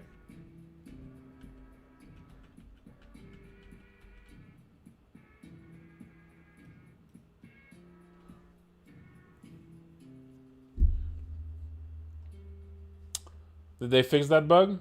That bug that I mentioned? That sometimes you just enter a swamp and the game just crashes. I did remember sending bug reports about it. It was very reliable too. Like I just had to like run towards this. There was a specific swamp that always triggered it. I just had to run to that swamp, and it would always happen after like 30 seconds in it or something. It was very frustrating. So, okay, my general thoughts on Valheim is really, really fun at the start. The vibe of it is really strong, I think. Like, the vibe at the very start where you're just hunting, like, deer and, like, making the start of your base. I love the vibe of the very start of it. And the way that it proceeds from there, then progresses from there is really fun. It's really fun to play with friends. I've played with like several groups of friends. I've like started over a Valheim game to play with like a different group of friends like 3 times. To just like experience like the slow build of like a new little base and stuff with like a different group of people. Yeah, it happened like 3 times so far, in addition to my own like solo playthroughs. So yeah, it's a lot of fun. And I really like the start of it. The exploration is fun. I think they clearly, even though it's procedurally generated, they managed to make the exploration pretty fun. Like each area has like very strong, each biome has like a very strong aesthetic and design to them. And they all have like specific dangers and resources to get in each. And there's like a very specific like progression between each of the biomes, which I appreciate. One thing I didn't appreciate is that the difficulty scaling of each biome is kind of absurd, right? Like if you go one biome further than you're supposed to, like enemies just give you in a single hit. Or at least very close to it. And if you go 2 biomes further than you're supposed to, you just explode. If an enemy even so much as looks at you, you just fucking burst into, gore. And that's a little bit extreme. I kind of wish it was a little bit less extreme than that. Because it kind of means that, it means that the game's progression it feels really rigid. Like, you need to play in this. Like, that kind of discourages exploring almost. Right? Like, if you explore a little too much and you encounter, the plains a little too early, you just explode. You just burst. You just spontaneously combust. A death mosquito has spotted you, and you're not ready to deal with them yet, so you explode. That feels a little goofy, Yeah, entering any area, any biome that's 2 biomes ahead of your current gear is just death. And that feels like that's too steep of a stat,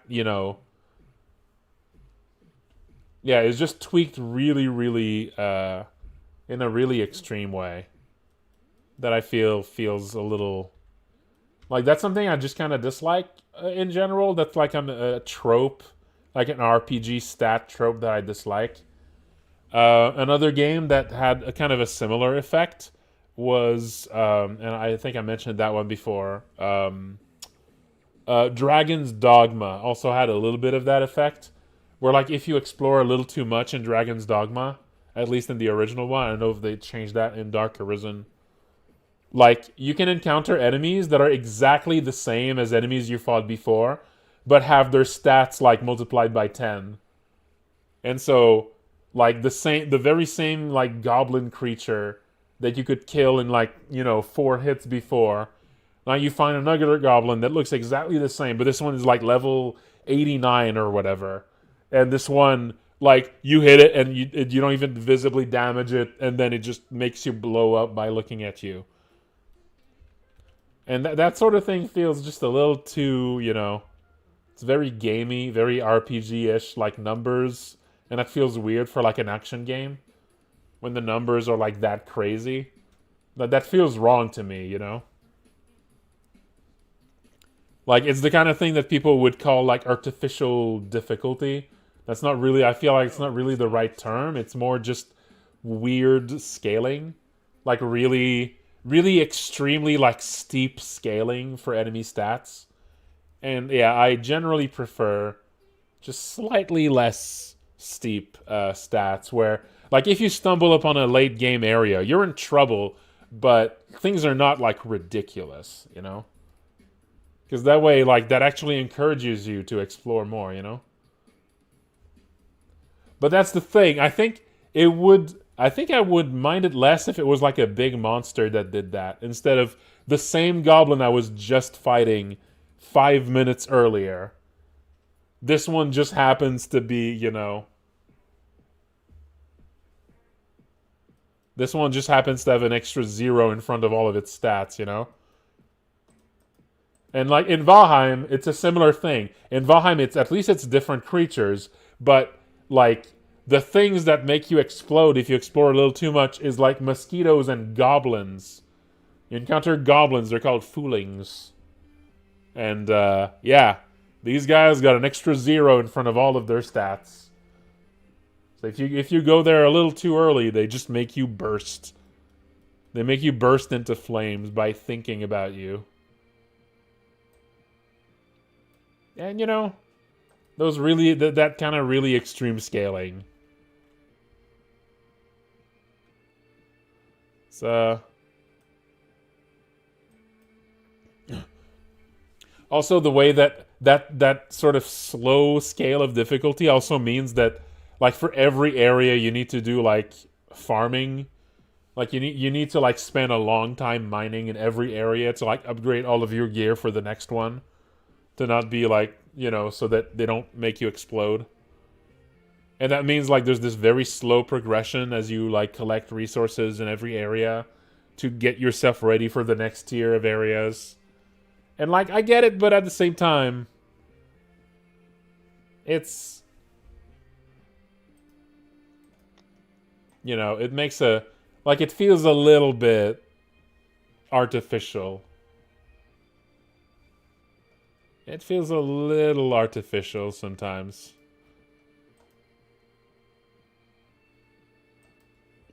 That does sound like me, Lerdiak. That does sound like me.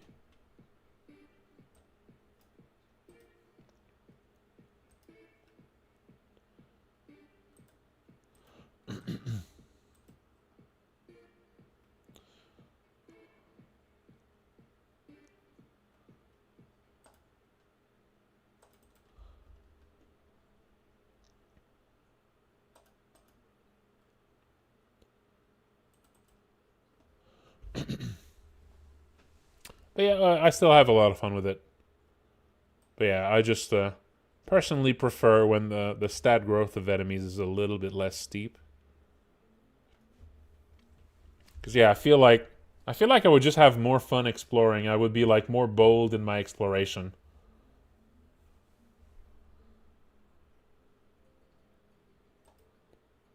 You know?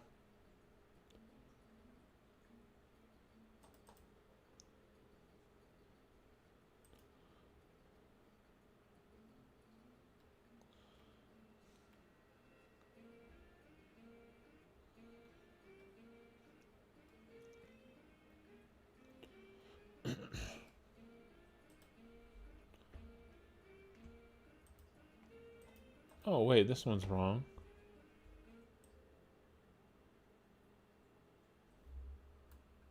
What game have I been playing lately? The latest game that I've played. The latest game I played was actually Sol Sesto. I think I mentioned that a few times. Sol Sesto's been pretty fun.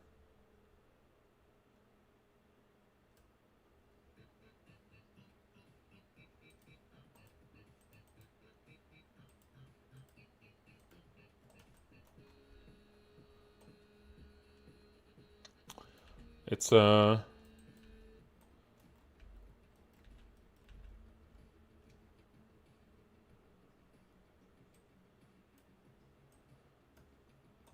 It's you know, one of those simple roguelikes, but has a very striking art style.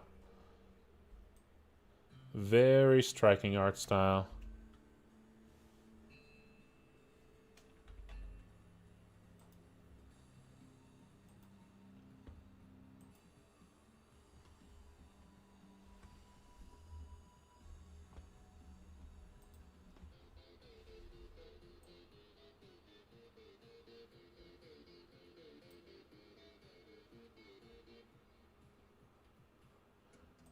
I would say, yeah, it's kind of like one of those, you know, Balatro likes, I guess.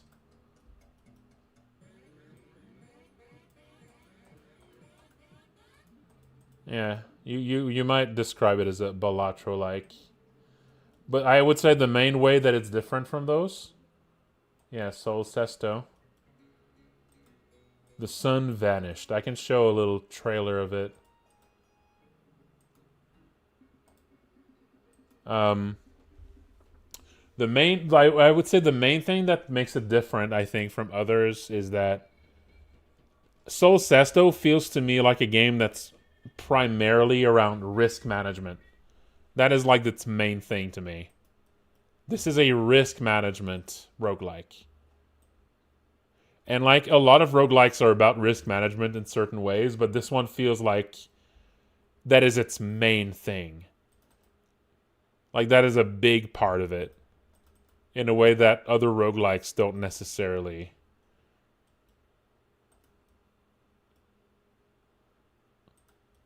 Like you're always like managing risk. This is the main thing you do. You're always thinking about what are your chances of dying next turn if you do this or that. What are your best chances of survival?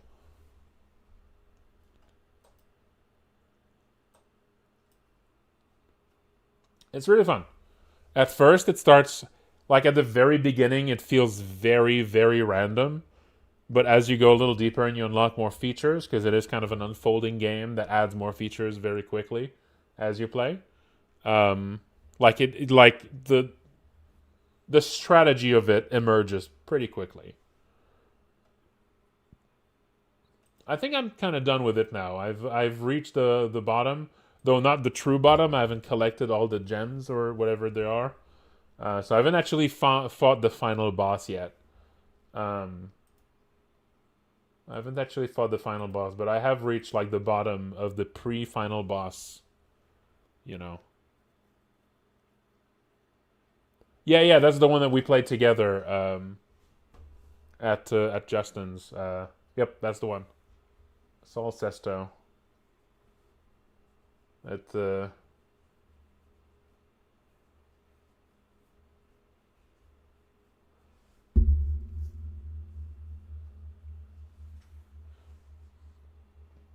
yeah, but I think I'm about done with it. I've played it. I must have played like 15 hours so far, and yeah, it was fun for that. I haven't unlocked everything yet, but I think I've seen enough basically. It was fun. Oh, I still have the rusty scimitar to do. Ooh, I still haven't played Cuphead actually. I want to though. It does seem like a very good game. Shmups are not exactly my type of game, but I enjoy them. I enjoy an occasional shmup.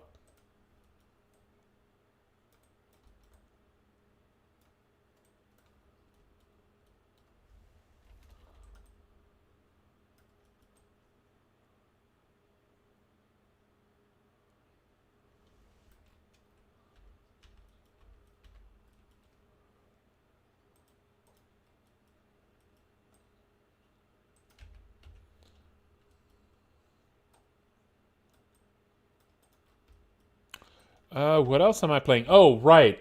So I still haven't actually resumed my Wrath of the Righteous game. I stopped playing last month because I went to the US. And then I still haven't actually resumed since then, so I think it's not quite far enough that I need to start over or anything.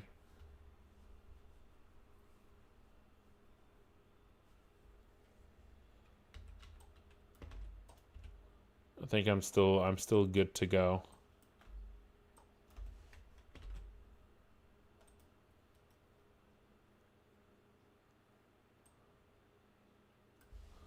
Yeah, I'm not exactly like a shmup super fan. I'm not a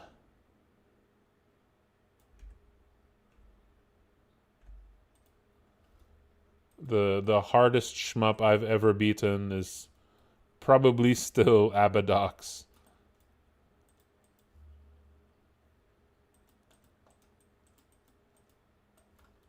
It's not particularly difficult.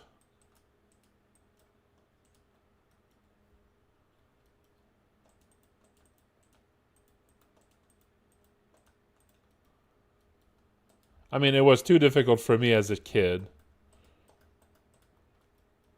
I really could only make it like about a third of the way through as a kid when I played it. I mean, yeah, people compare it to the Souls games, but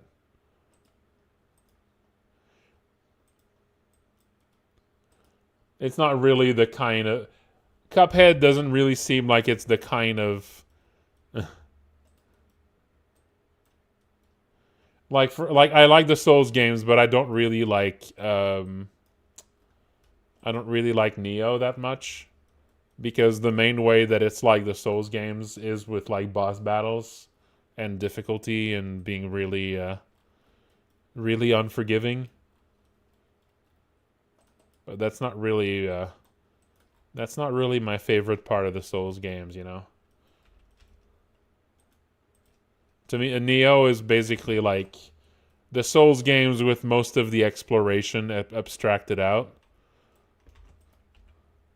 And to me, that's like, well, you've abstracted out the part I like. Why'd you remove the part I like? No, don't do that. Don't do it. I mean, especially Neo 1. I think Neo 2. Neo 2 has a bit more exploration to it. Neo 1 really was like just a really simplified, like a lot of the levels were basically just a boss fight. And yeah. Like Neo 2 has a little bit more exploration, I feel. But also Neo 2 was just too hard for me. I did not make a lot of progress through Neo 2. I gave up pretty quickly. I might be getting old. I might be getting too old for Souls.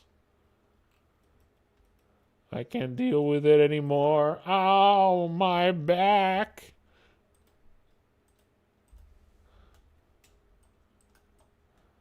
I can't deal with it anymore. It's too hard for me.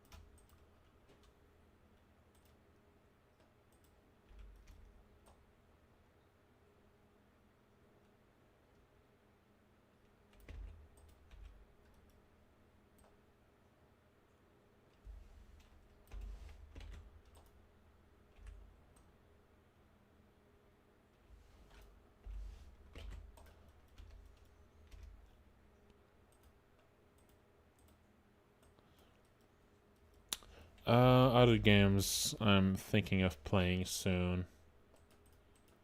Oh yeah, there's a bunch of first-person dungeon crawlers that came out recently, huh?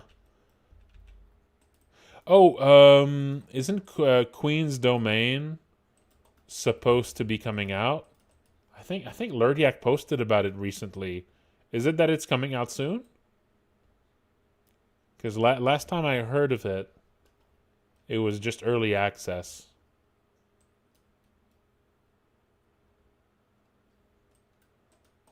That one is not actually a blobber. That one's a Kingsfield like Queen's Domain. And all the other games announced, I don't know. I don't know if they're blobbers. I mean, there's multiple of them. Maybe they were all blobbers.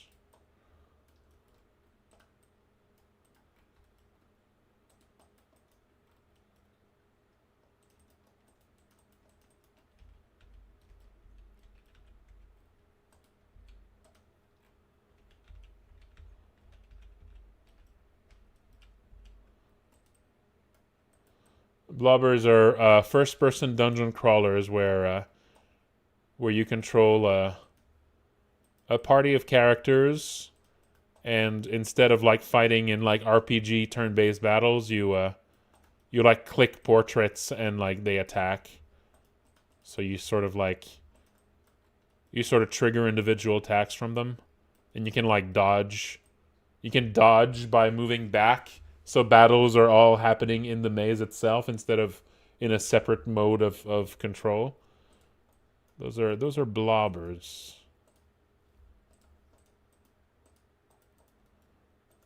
Well, the classic dungeon crawlers, like the old wizardry games, like you have a group, but when you encounter something, when you fight something, it's like a classic turn-based RPG battle. So you can't move around the maze during the fight. That's my understanding of those genres.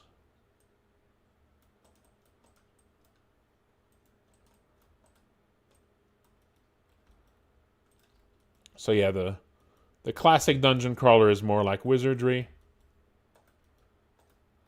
And the Blobbers is more like Eye of the Beholder or Legend of Grimrock. And there's also the classic dungeon crawler is also sort of split into kind of a Japanese version, which is still essentially the classic dungeon crawler, but it's a little different now in some subtle ways. And those are called Japanese gridders. They're gridders, I think. Like Etrian Odyssey is a gridder. They tend to be just a bit more like modern. They're basically just modern wizardry games.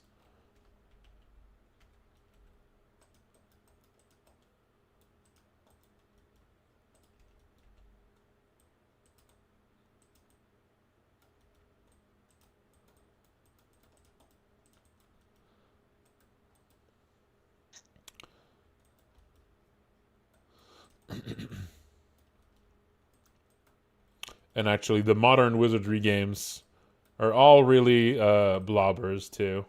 Oh wait, wasn't there a thing? Didn't a new company acquire the rights to the wizardry games recently? I feel like I remember hearing about that.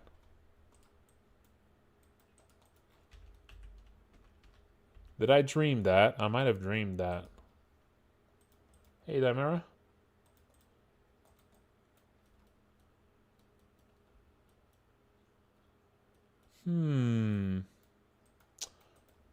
Legal shenanigans. Uh-oh. But what's gonna happen to Variance Daphne? What's gonna happen to Variance Daphne?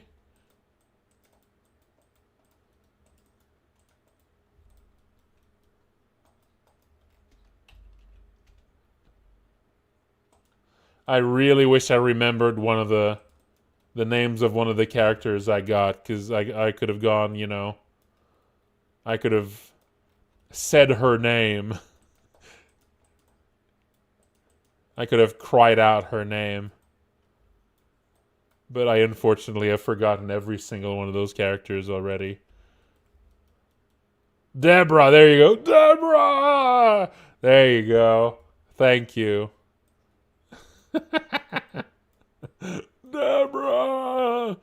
That was the cat girl, right? That was the mysterious masked cat girl, was it?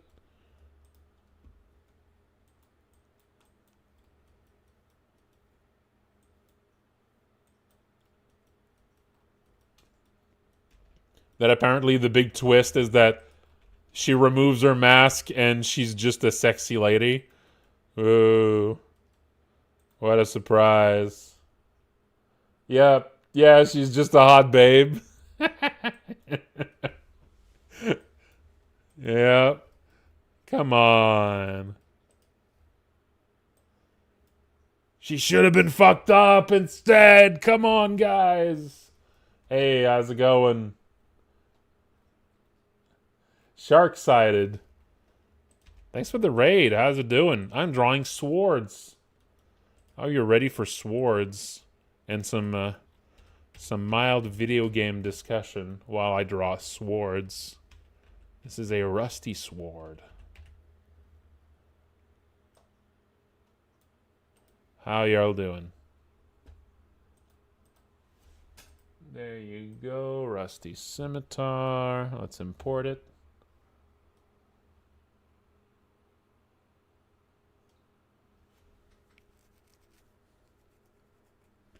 Oh, nice. That's awesome. Were you playing Look Outside? Why you raiding me?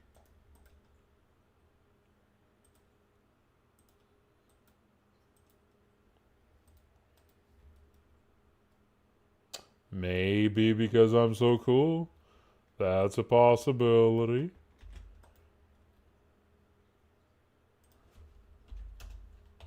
Scimitar. That's awesome. Thank you. Well, I hope the charity stream went well. Scimitar Rusty. Scimitar Elite. And Scimitar Heavy. There we go. Oh, thank you, Capricorn. I'm glad you enjoyed it.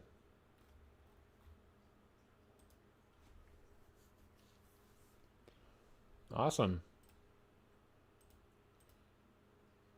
We're talking about dungeon crawlers. Well, we're jumping around a lot of subject matter about recent games we've enjoyed and recent games that have come out. It's really gamer news right now. Gamer news and swords. What else do you want? What else do you need? All right, next is cutlass. I need to draw some cutlasses. The cutlasses are a little more straight than the scimitars. Should I build them from the falchion or from the generic like short swords? Like which would be the fastest? Rosewater. I don't think I've heard of Rosewater. I don't think I've heard of Rosewater.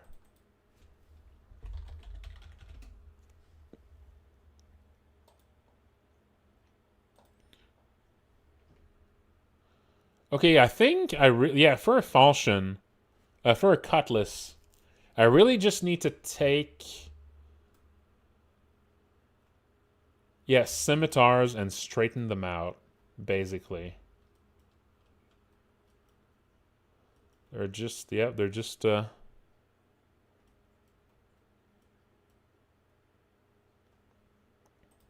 there you go. And also they usually have a basket hilt or something that protects.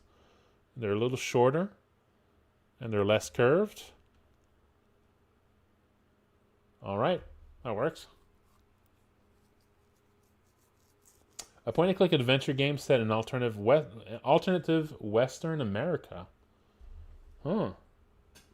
With light sci-fi elements.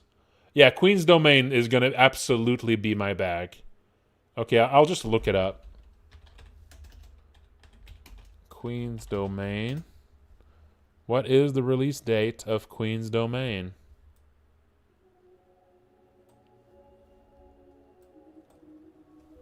Yeah, look at that. Yeah, okay, it's still a demo. It's still a demo. Is there an announced release date for it? Not seeing it. Contain depictions of blood and skeletons. Blood and skeletons. So we can see it right here plainly. Yeah, look at that. Yeah, look at that shit. Fish people. Eye trees. Ooh, look at that. That looks so damn good.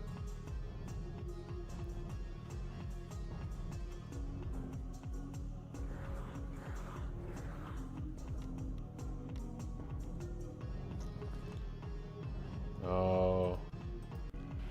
That all looks really good. Yeah. I can definitely do a Kingsfield like right now.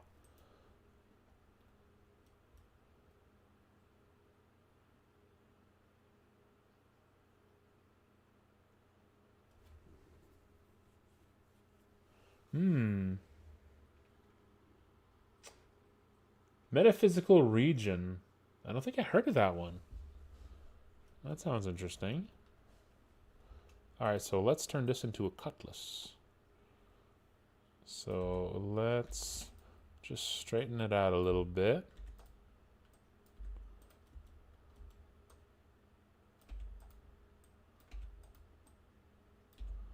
It's not completely straight. There's still a little bit of a curve. But it's a much lighter one. And then it needs more of an actual like basket hilt guard. So it's a small sword, is what they call it, I think. Those kind of thrusting, but also a little bit slashing.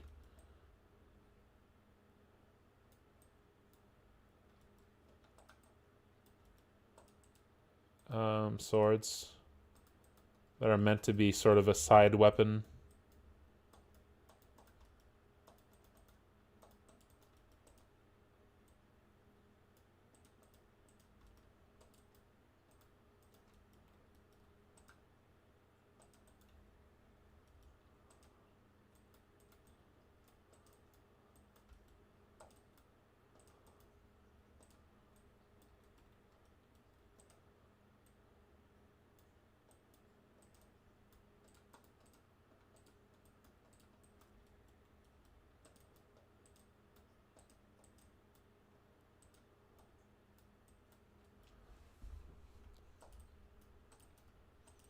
But yeah, so what were the other like dungeon crawlers that came out recently? There was one themed around Vampire Survivors,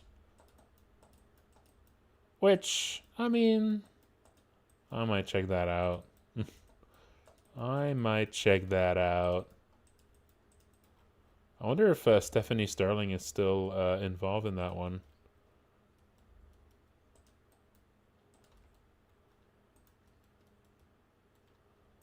Yeah, maybe it might be called Vampire Crawler.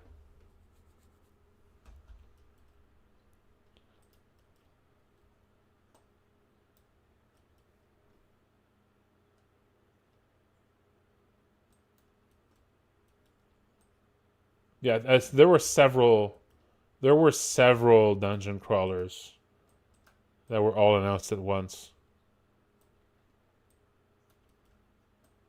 But maybe some of them are not actually dungeon crawlers. Yeah, maybe some of them might just vaguely look like one. Can imagine that.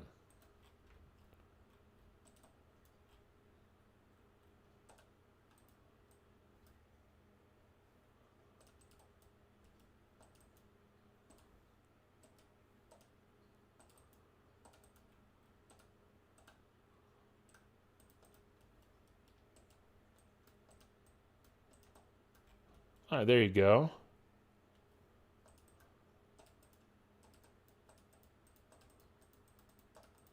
That's a cutlass.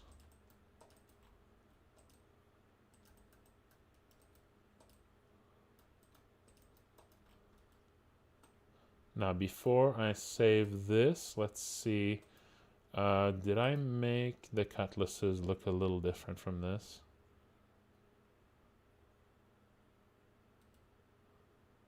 Ooh, I gave them a slightly stronger curve here, but still. Also, I did not actually give all of them a hilt like that. But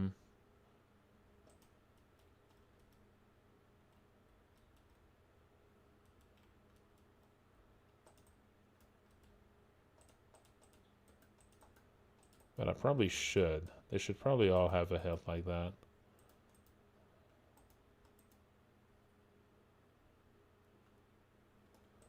Yeah, let's tweak them to all have a hilt like this.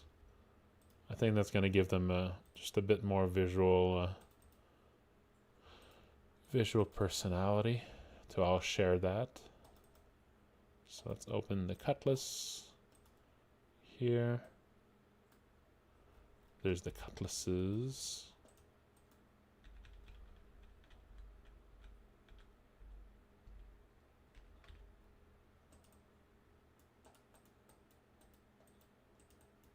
Let's give them all this kind of basket guard. I don't know if that's actually called a basket guard, if it's like a thin one like this. I think it's a basket. It's called a basket guard only if it like protects way more than this. So this might not count as one. I don't know all the lingo, just a little bit of it.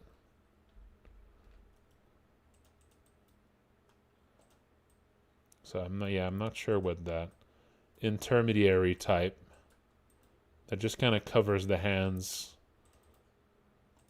with like a thinner piece of metal. Not sure what those are called.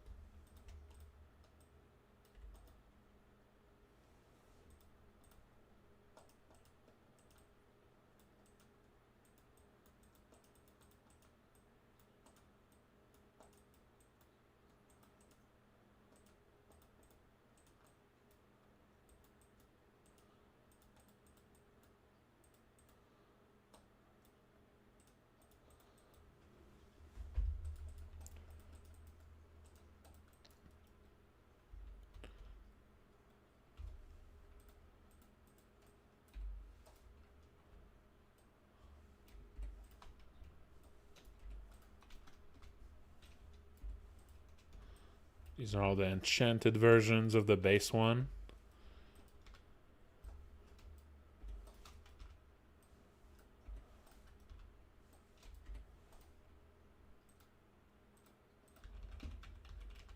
So these are the standard ones.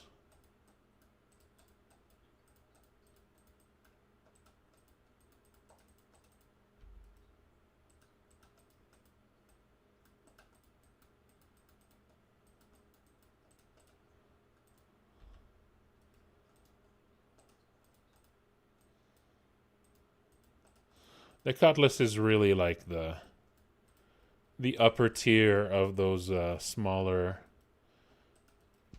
those shorter reach swords.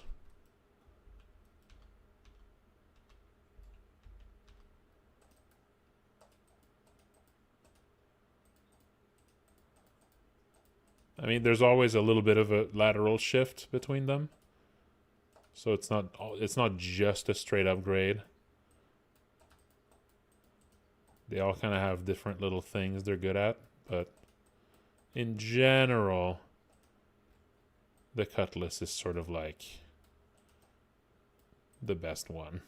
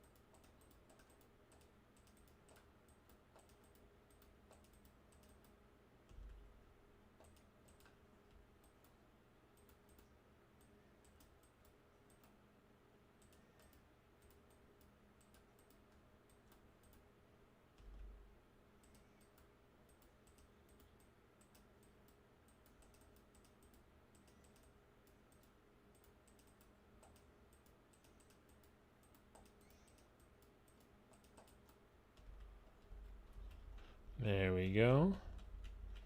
All the Cutlasses. Oh, this one I can move up. This one I can move up. There we go. Cutlass is improved a bit.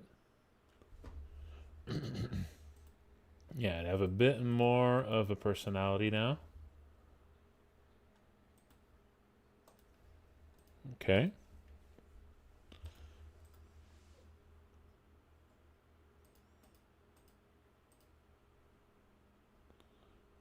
Yep. This game has a ton of weapons. Now, one thing I gave to all the Cutlasses too is I did give them a different color between the hilt and the blade. I should probably keep that to make sure they kind of look like the weapon they're supposed to be. Yeah. Yeah, I usually have a contrast between the guard and the blade. Let's keep that alive here. I don't mind if there's some differences between the sprites. It's not like a huge deal, but it should be recognizable.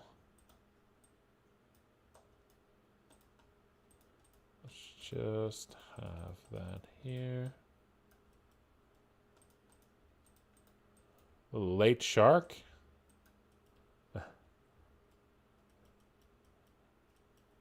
A late shark showed up.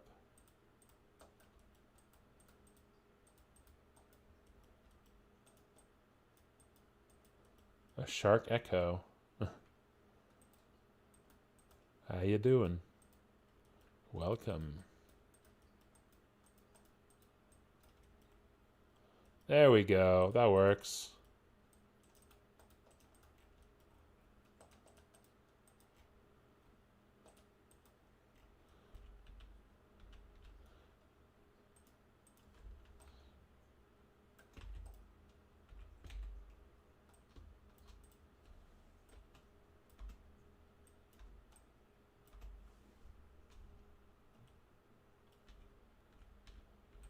I am good.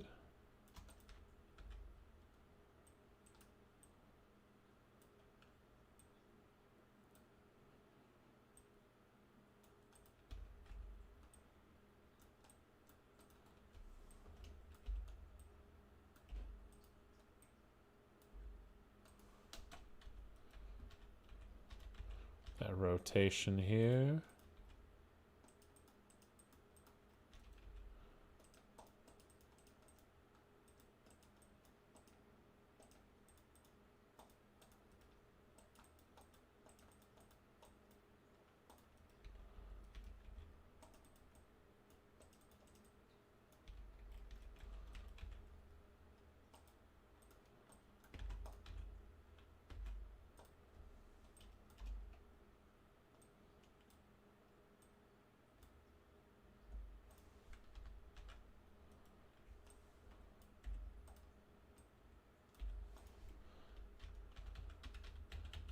There we go.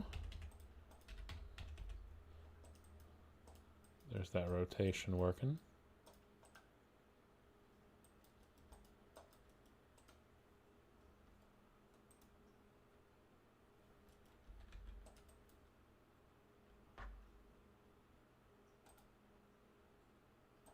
Oh, let's do a little stretch break, folks.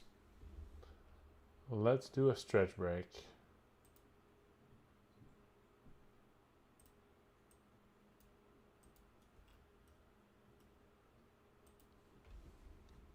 Back in just a minute.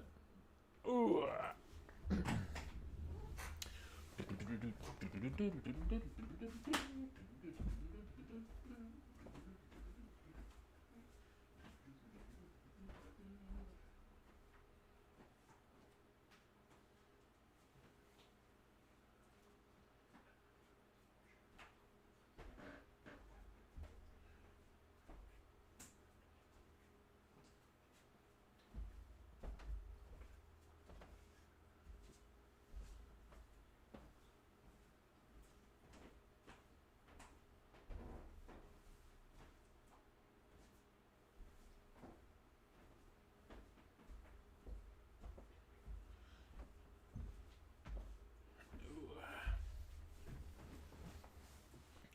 Yeah.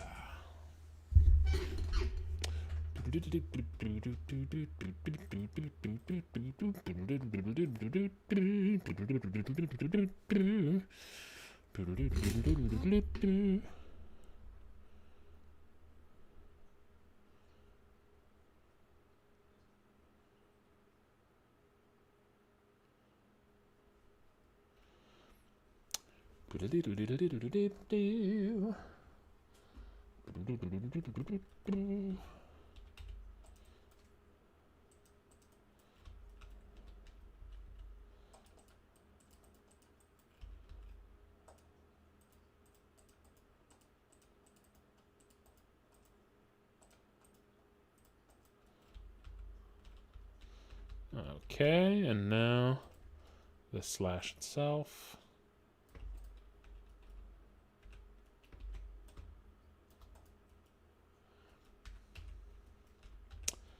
And the slash itself, I need to squish this down, squish this up.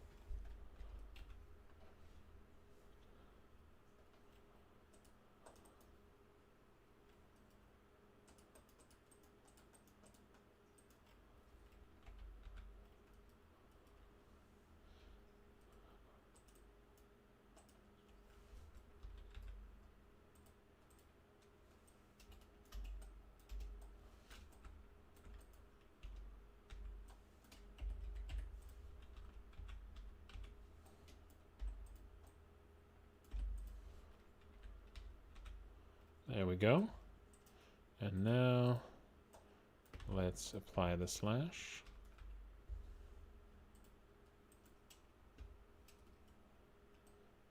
Without killing any enemies? I don't know. I don't know. It might depend on what you mean by beatable. I mean, there's a lot of ways you can just bypass a lot of threats and a lot of enemies in the game. But it's going to depend on, like, the endings, I guess. I don't think it's going to be... I think there's definitely going to be some endings that you can do without killing any enemies. But I don't know if every ending is going to be possible without killing enemies. I think there's going to be a few endings that, like, you know, that where, like, there's a boss battle that's not really avoidable, and you just have to beat that thing as part of that ending.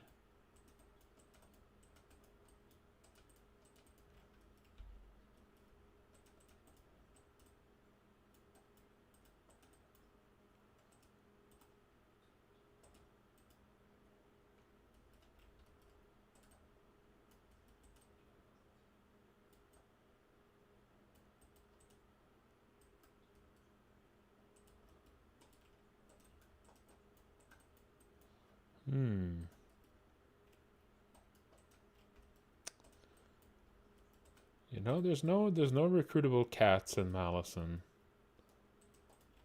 But there is a recruitable dog. Favoritism?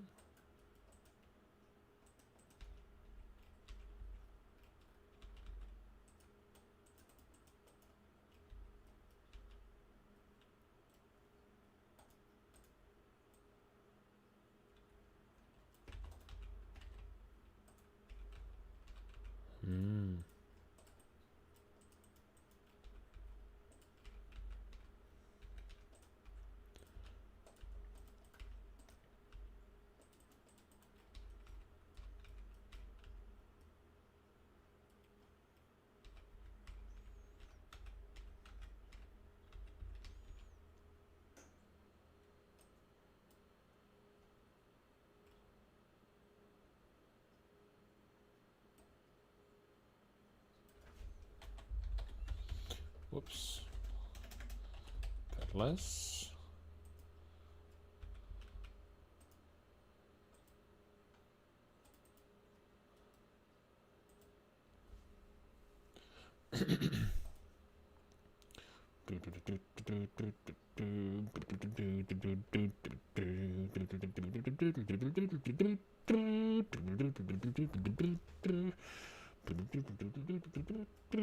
Why is the end of Dynamo Hum stuck in my head? Specifically, the end instrumental of Dynamo Hum is stuck in my head. I don't know why. It just is. Sometimes it happens. It might be because Lurdiak mentioned the song in the car. It might be.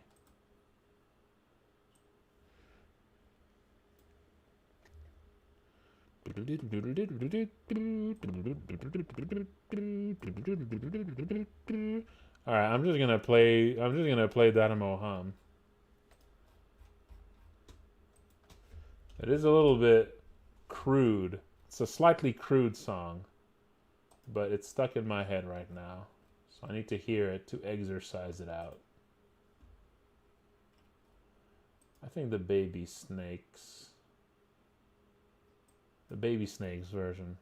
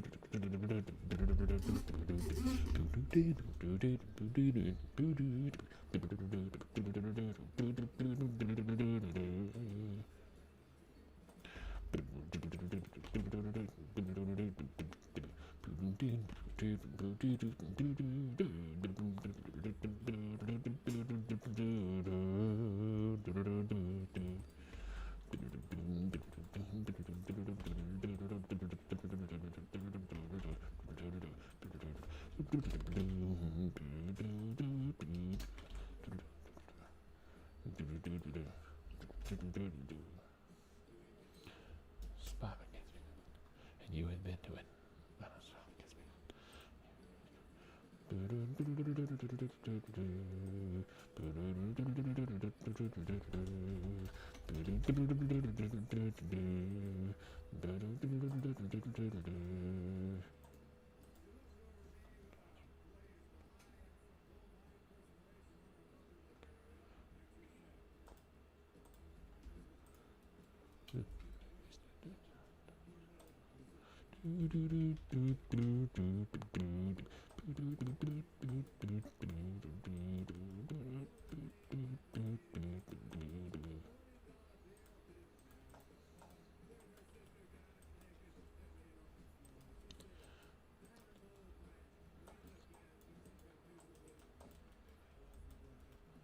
Just because someone was a place in the sky, no reason to assume I wouldn't give her a try.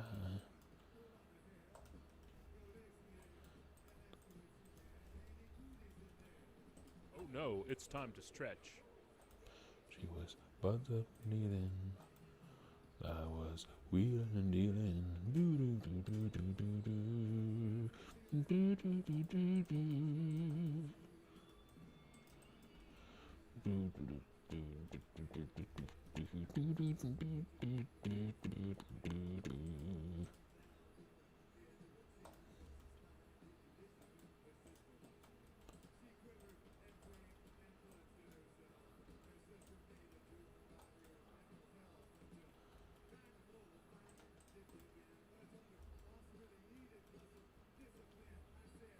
Kiss my aura, Dora.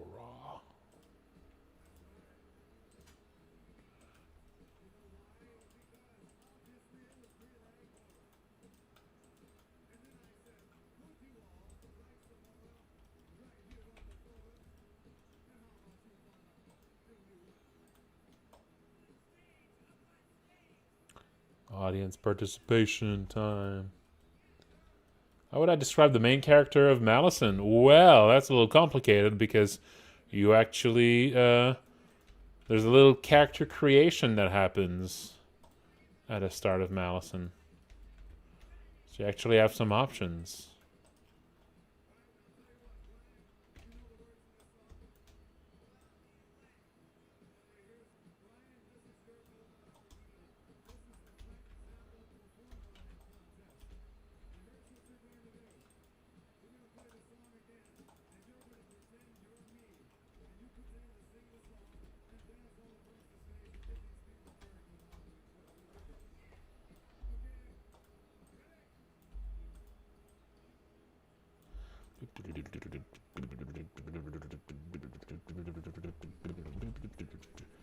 I'm just really done go home.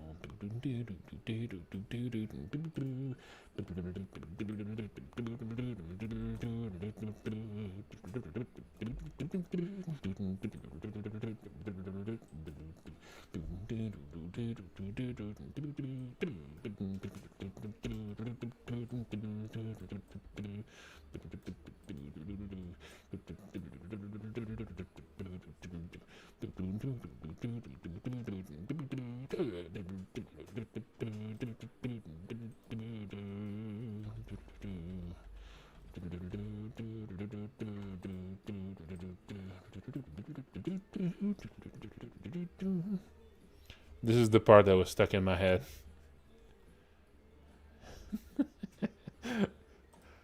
Why? I don't know.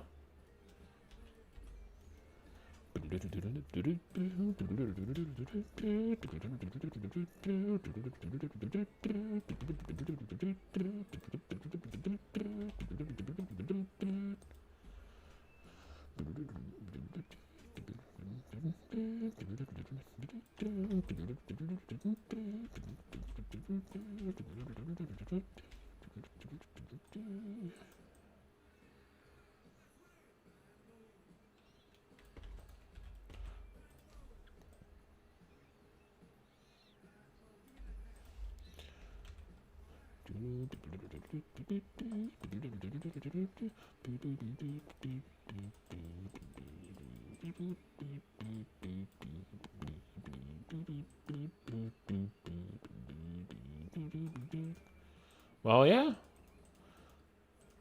You know, you're gonna be acting out that personality.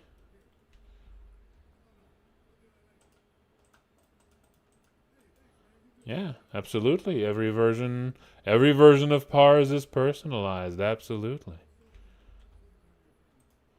It's based on your choices. You can choose to be a sociopathic killer if you like, or the kindest little cupcake.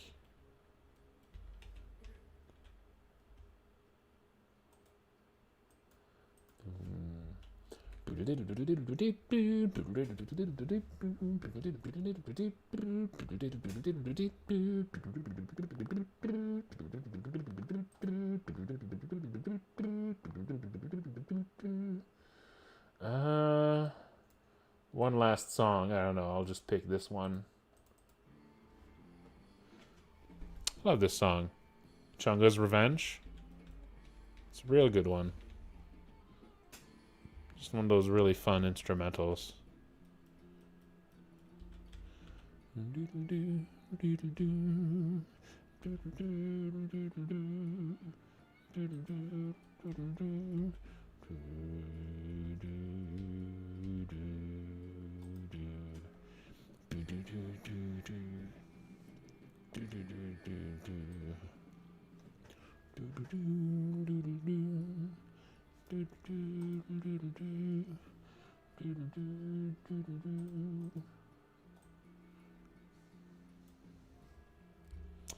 There you go, Rusty Cutlass.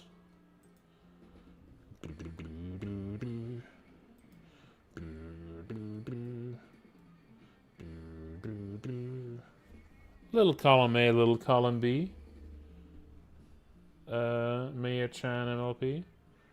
Little column A, little column B.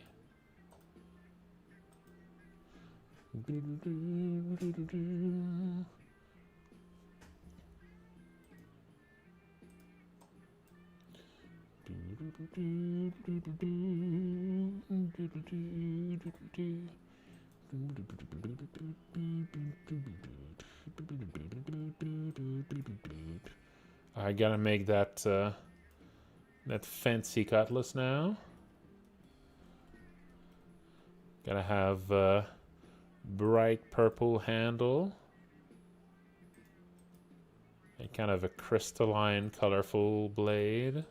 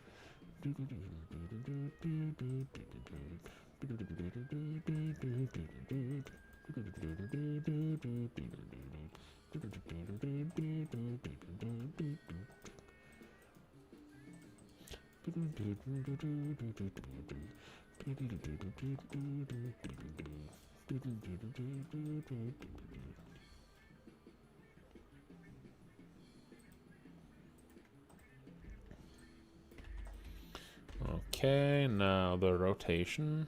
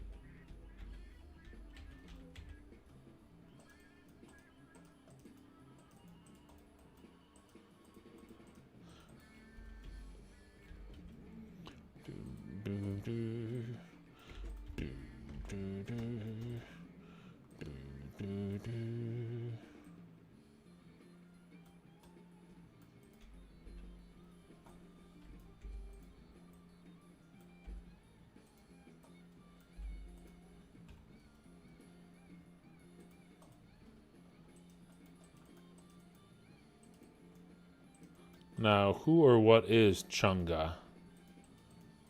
I don't know.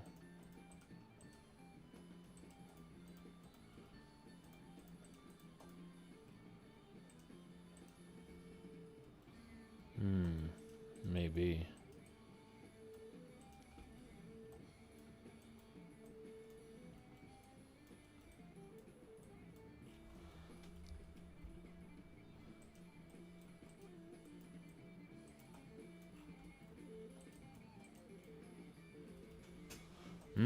That could be. It could be the plural of Chungus. I could see that.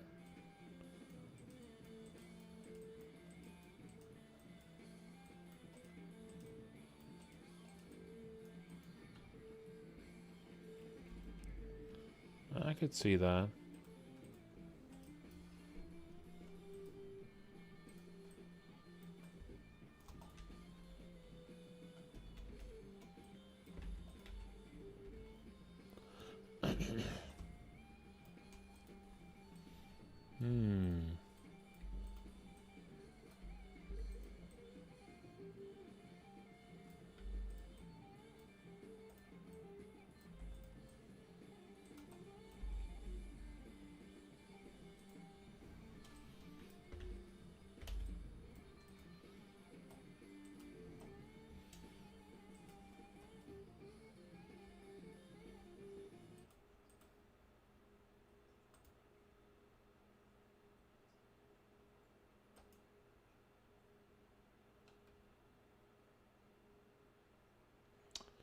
That was Chunga's revenge.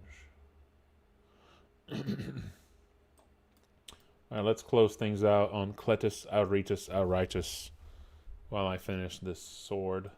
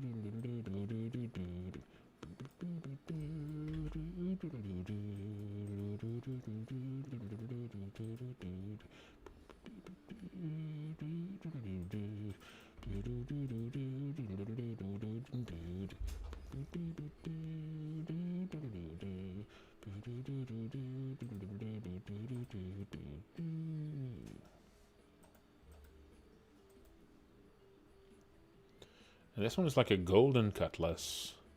Not exactly golden, but it's... Not actually sure if this is actually the one I was thinking of here.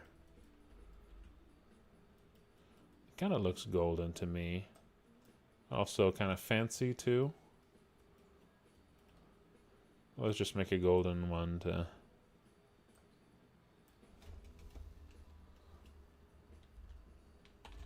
It's called the Custom Cutlass.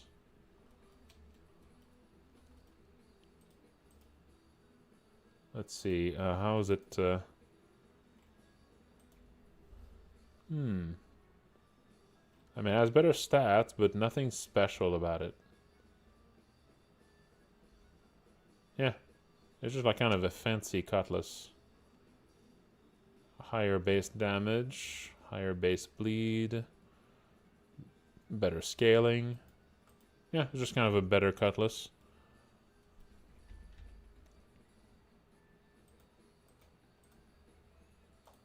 Let's just give it like a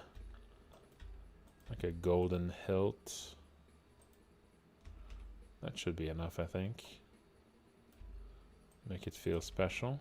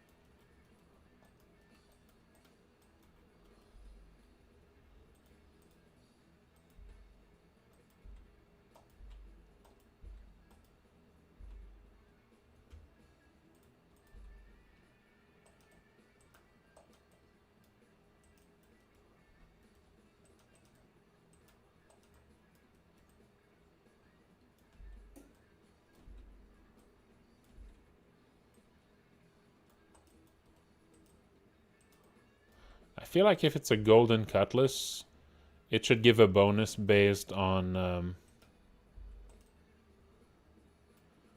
it should give a bonus based on confidence.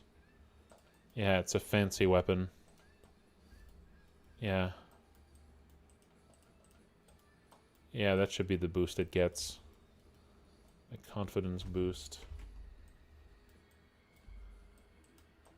That's generally the rule for really fancy, elegant weapons.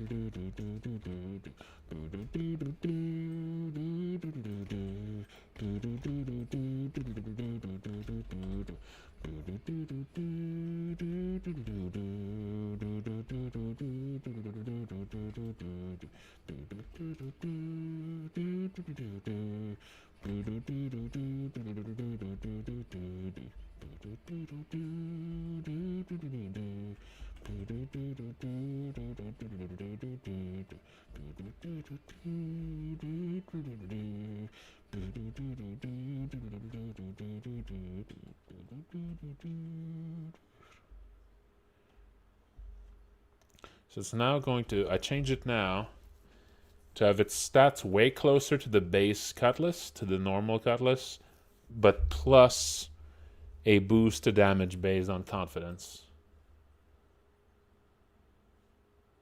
There you go. That works. So that's a fancy cutlass. That works. So that should make it, like, on its core, better than the basic one, because you're gonna have some confidence almost certainly. But you know, if you wanted to have a big boost, you really want to dress to the nines. All right, there we go. With this, we have falchions, we have scimitars, we have cutlasses. There we go. We finally have all of the smaller weapons, all of the smaller swords. This is now shippable and shippable. There we go. We're making our way through. So next time I work on weapons, I might actually work on weapons tomorrow still. Well, next stream, I mean. We're going to be moving on to the Reach 2 swords. So now we get Arming Sword. So these were the Reach 1 swords. The Reach 1 swords. That was Short Sword, Scimitar, Cutlass, Falchion. The Reach 2 swords is Arming Sword, Broadsword, Talwar, and also the Talking Sword, but that one's kind of a special one. So really just Arming Sword, Broadsword, and Talwar. And then we reach 3 swords. There's 3 of those as well. Generally, as they get longer, they get heavier. That means you generally do fewer attacks with them. And also, of course, they have a longer reach, so you can hit enemies from further away with them. And generally, their damage goes up a little bit for individual hits, but you're gonna be making fewer individual hits overall as the weapon gets heavier.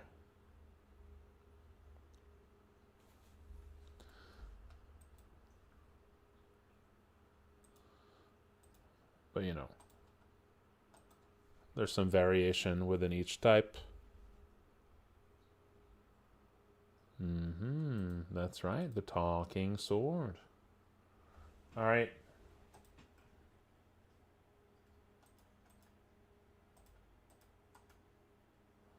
But yeah, yeah, that's gonna be it, folks.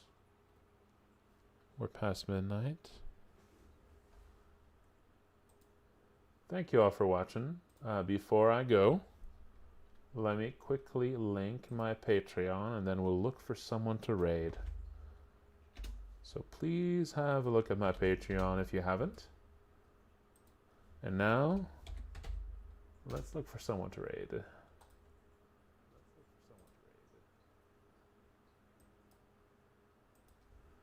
Alright, let's see. Who is playing Look Outside right now?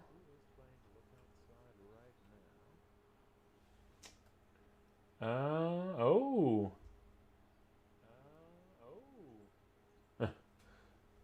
Alright, we got a birthday boy.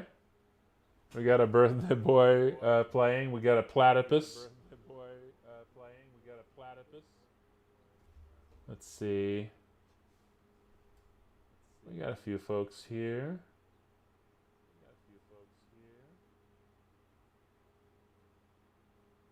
Oh, platypus just ended.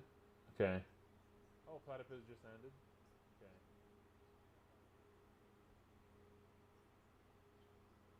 Not sure if this one is still playing either.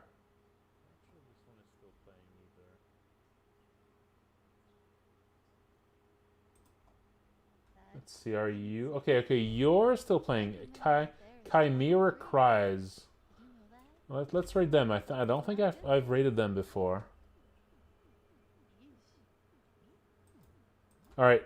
I don't think I've rated them before, so let's rate them. Doing what you're doing, guys. You're doing great. Alright, folks. Don't attack my child. Alright, yeah, thank you all for watching. And, take care.